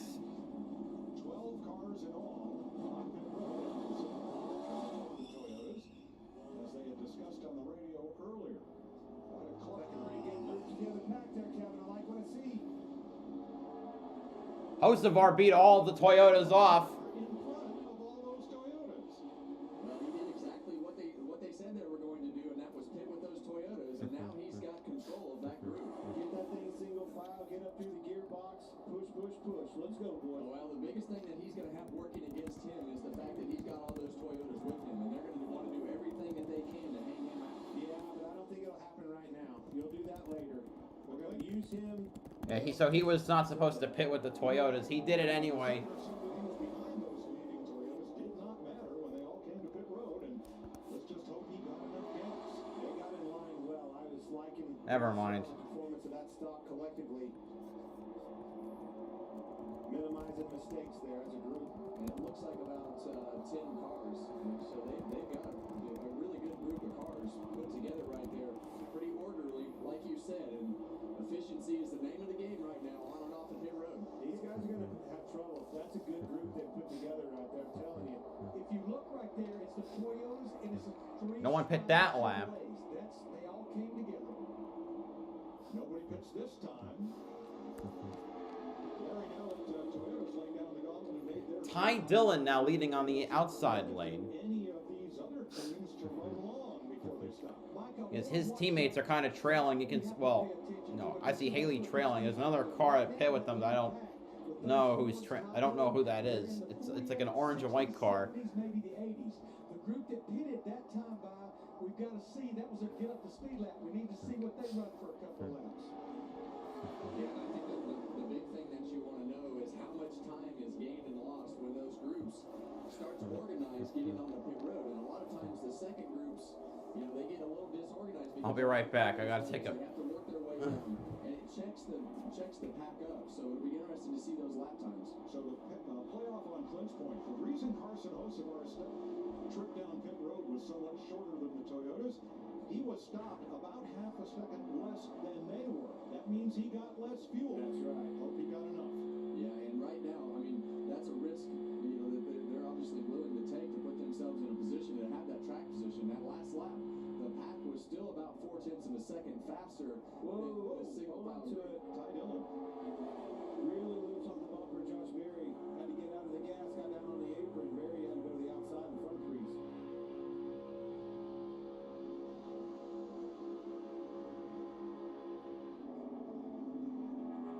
31 cars on the lead lap. The top 20 have yet to make their stop. Here's another look at this.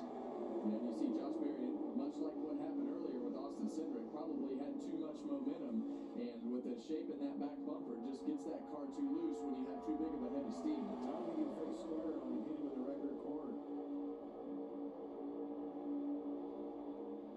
How's the performance doing on the single file line of the Toyotas and the rest of the pack, Larry? Now that everybody's up to speed, the lead pack and then those Toyotas Inspire that's lined up, they're running exactly the same lap times.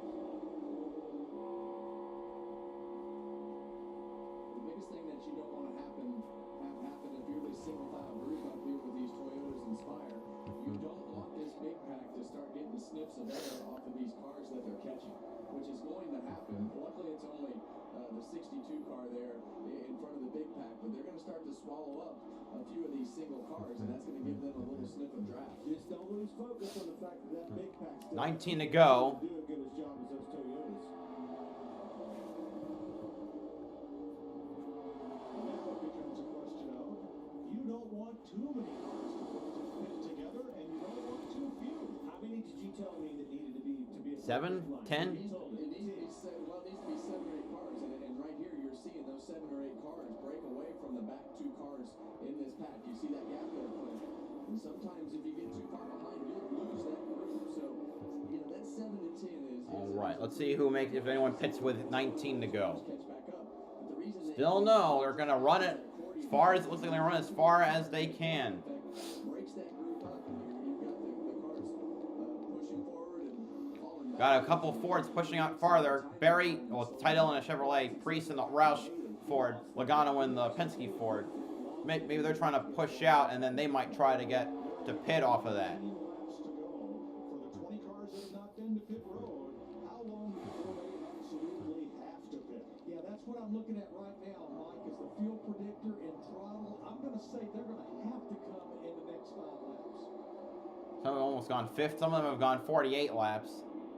That would leave them 13 to go. Well, that big pack, you've seen how broke up it is now, Clint. They've started to get into those. They're getting individual cars. So here we go. Cars hitting pit road. Because of that, they lost a bunch of time in the car. Penske Fords, colleague Chevrolets, the lone Roush Ford, front row, Haas, and Trackhouse.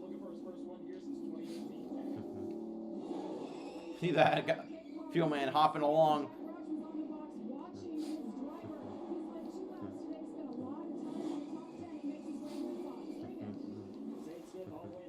Number 1 hits the box nicely. The gas man, Christopher Woods, does a nice job of getting in the car. They're going to try and win the race off right here. Priest wins. No, it's, yeah, it is. It's Priest who won the race off pit road. That's why the people who pit later tend to get ahead. Front row cars plus RFK, Colin, and a couple of others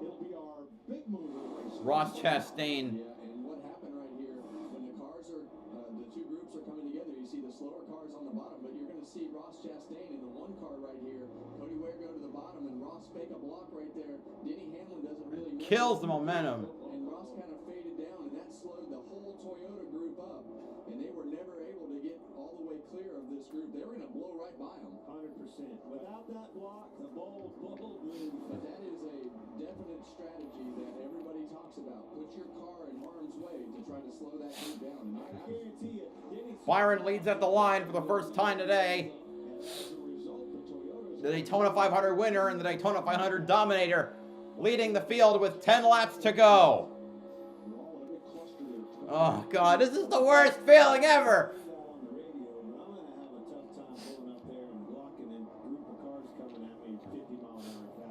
got to be aggressive in these cars, and some of those things that happen are pretty aggressive, and that was definitely on the most aggressive side. Here's Austin Cindric.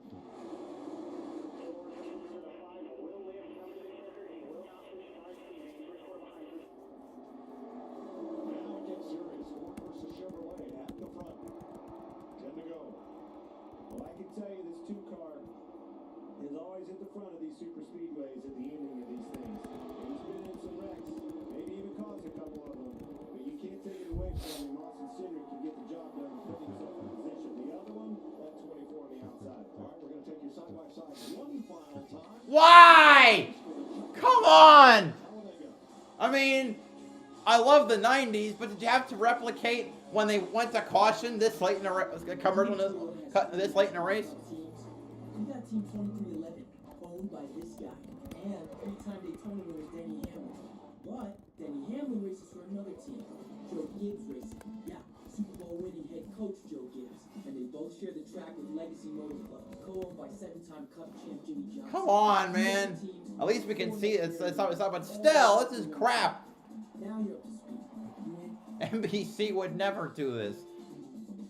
What's better than a limited time deal? An unlimited time deal. Did they not get their commercial quota from the lack of wrecks? All the time, because the best time for fresh, never frozen beef and applewood smoked bacon is all the time. Duh. You're passing by the lap, JJ Yaley. It's Pod's biggest sale in history. Save up to 30% on moving and storage. This is the worst fucking feeling. Pods is America's #1 container moving company. Whether you're relocating or renovating, save up to 30% at pods.com today.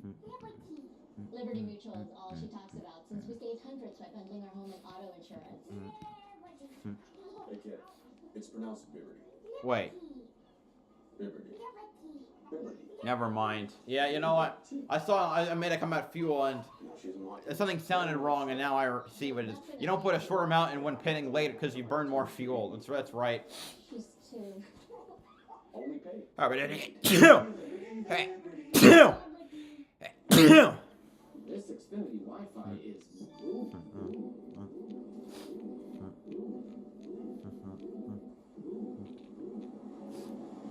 Seven to go. The Wi-Fi is booming like an XW IPO. It's bursting with Wi-Fi. Well, everyone who knows a boom when they see it is going to want to. There's a 3 wide. Or I think that's a car farther back in the pack. That's Tyler Reddick in 23rd. Wait, what happened? Why is Priest the leader of the outside lane now? I mean, go Priest. Wait, what? Now it's Lars? No, that's not right. It's Priest. The Barn Bar, the county's best hangout, just got better. Here's to living smooth with the always smooth, easy drinking Keystone Light. What's better than a limited time deal? An unlimited time deal. That's why the $5 biggie bag with a junior bacon cheeseburger is available all the time. Because the best time for fresh, never frozen beef and applewood smoked bacon is all the time. Duh. For the best deal of all time, gotta be Wendy's. Coming to 5 to go. Talladega, and now Austin Cindric has help in the form of Ryan Preece alongside two Fords. Well, no, that's not help. Priest is racing to his side. Then Joey Logano in fifth, more Chevrolets, and then the Fords of Grayson Smith and the Chevy Chase. Cindric has Larson behind him. And we talked about this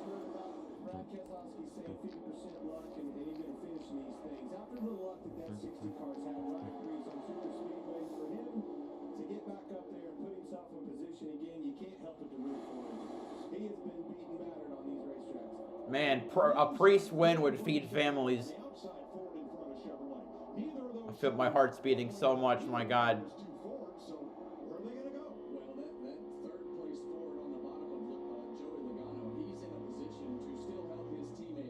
Four to go. 60 looks barely ahead. He's ahead of both. He's clear both lanes, but the two will have their on the inside.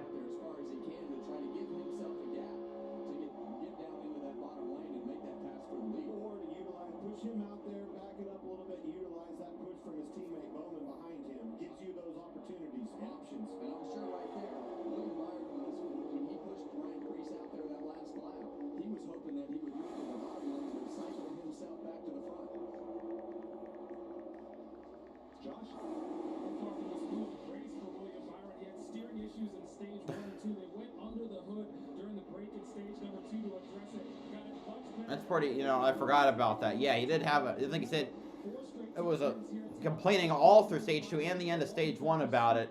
So, oh God, 3 to go. Controlling the pace of the race.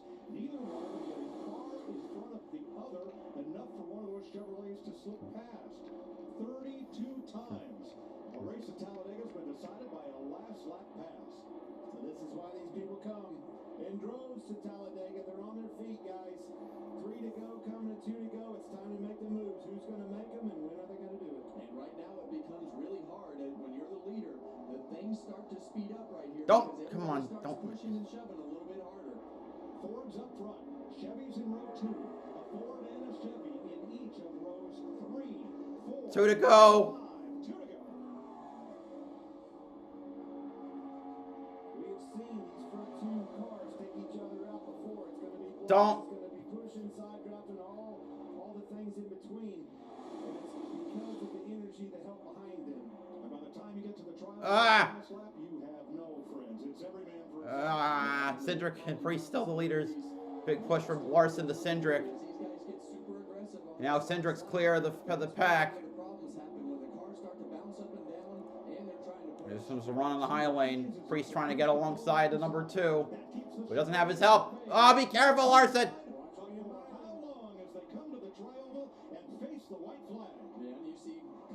No overtime today. White flag is out. Last lap at Talladega. Priest led that one.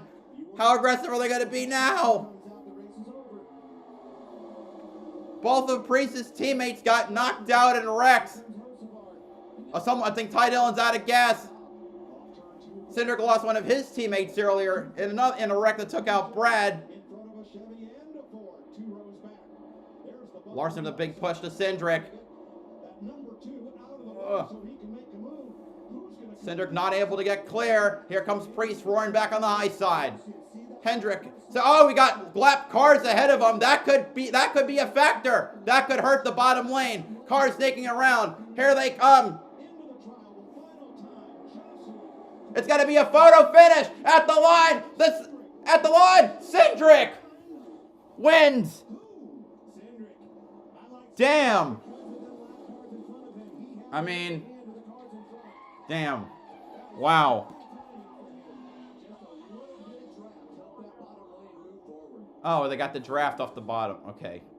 Here it is, the run to the line behind those lap cars, and it is Austin Cindric beating Ryan Preece by about 3 feet for his 3rd career victory in his 125th start.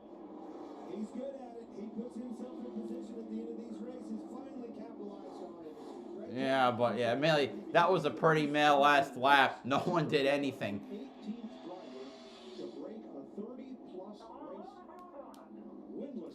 Yeah. Okay, Cindric wins. Priest 2nd, Larson 3rd, Byron 4th, Logano 5th, Gregson 6th, Elliott 7th, Hocevar 8th, Bowman 9th, and Bubba Wallace in 10th. Last lap pass for the win at Talladega. Looking at Roger Penske and Walt Zarnicki, they were up here on the balcony cheering their driver on. And here Here's a look at it. Yeah, and you see these cars nose to tail down the back straightaway. But the thing that's going to happen, and we can start to see this develop as we get off of turn 4. They were still pretty much a dead heat as they exited turn 4. They caught those lap cars 2 seconds a lap of Kyle Busch and Josh Berry, and that just allowed that bottom lane to get that just a little bit of a sniff of adrenaline. Anyway, to get that advantage on Austin Cindric's car. I don't even know what the margin was. Because, hold on, raw feet, it's got to be... Hurry up, finish line. I love it. I love this place. Love everything about it. Austin Cindric, Menards, team Well, Ford's first win of 2025 by 22 1/1000ths of a second. Well, they've had the fastest cars. They've had the best plan. They've had the best teamwork. But they've had the fastest cars. And today, finally capitalize on those fast cars.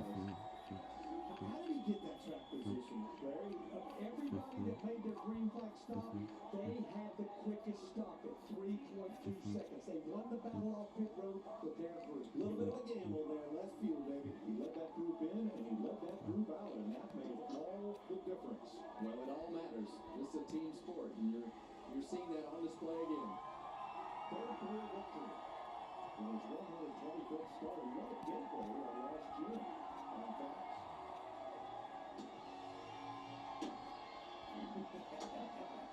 first win at Talladega in his 7th try.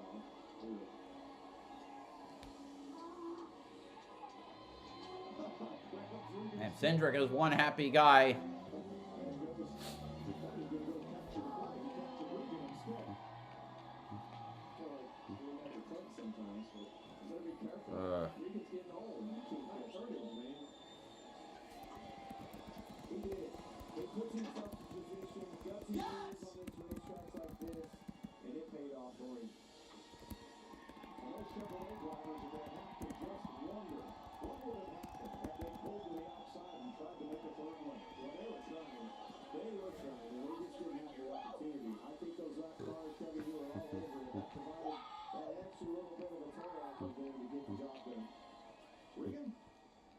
Well, Mike, and obviously very excited, Austin Cindric. Austin, you have been so close here at Talladega and Daytona since that Daytona 500 win, but now you finally get another one. I'm just so proud of this team. I mean, from the cycles to the fast cars to the fuel-only stops, Doug, my spotter, everybody. I've been trying for probably 3-4 years now to get a cup win for John Menard and Menards, and that bright yellow car looks great up front, and I'm just so thankful for everyone's support, and the Ford Performance Route 6 engine package to these types of racetracks are second to none. And we talk about it in every single one of those meetings why we haven't won one of these races, and just really proud of the effort, and very thankful for Discount Tire, Snap-on Auto Trader, Roger Penske, everybody makes this possible for me. You guys had the quickest pit stop on the last pit cycle of the race that helped you get the lead, but you had to hold all these guys off coming to the start-finish line. What was going on as you were coming off at turn 4? Yeah, no, it definitely wasn't easy. I give a lot of credit. Kyle did a lot to take care of me, pushing me at the right times in the trial. As mad as I was at him after Atlanta, I feel like we're good now. So that was great. I mean, having a photo finish at Talladega, to be able to do it, getting the playoffs in front of this amazing crowd on a beautiful day in Alabama. All right, enjoy this one. Austin Cindric wins at Talladega. I wouldn't really say it was a great race, but at least I'm very surprised there wasn't a major wreck. Ryan Preece brings it home second today, your best career finish at Talladega. What are the emotions knowing the day that you guys had running up front all day and coming up on the spot short? I felt like I needed to do a hunch check because I'm a little weird inside the race car. I needed that little bit like when you're on a go-kart to edge by Austin, but I'm happy. But as a racer, you want to win, right? And I felt like coming through the trial, I'm like, all right, we're all sticking together, and nobody was really leaving me. I wish I didn't have to shade up so much and maybe side draft Austin to pull him back, but ultimately, thank you to RFK, BAM, Kroger, Celsius, all the partners that we have at RFK, because as I said earlier, without this opportunity, I'll probably be back in Connecticut racing modified. So this one's for the modified melee crowd. Hey, obviously Ford got the strategy right today, Ryan, but what's it like as a driver trying to calculate all that and time everything to stick with that pack to give you a shot? Yeah, it's not easy, and I felt aggressive. I've raced on a super speedway and really pushing the issues because, you know, you got to figure out who's going to have that fast car. And, you know, obviously it was all Fords today. So the right holes open at the right times. But ultimately just 2200ths short. Ryan Priest, though, grateful for the opportunity today, Mike. A great 1-2 for Ford. Austin Cindric scores the 200th victory for the Roush Yates Engine Company. Huh, that's cool. Ford Performance Engines. Much more to come from Talladega. Anyway, that does it for that. Okay, so looking at the hold on. Looking at what's next for racing. I know that for that. I don't know if I can do the Friday truck. I probably can. It's because Friday is my thesis defense. It's also beginning of the weekend. We got the trucks. We have all 3 series at Talladega, at Texas Motor Speedway, ARCA East at Nashville, Formula E at Monaco. What else we got? Modifieds at Monadnock. IndyCar and Indy Next at Barber, and Miami, and Formula One at Miami. Sunday will be a packed day of racing. But thanks to everyone who showed up. Hope you're able to enjoy this as much as possible. BowserJrXD signing off. Have a good one.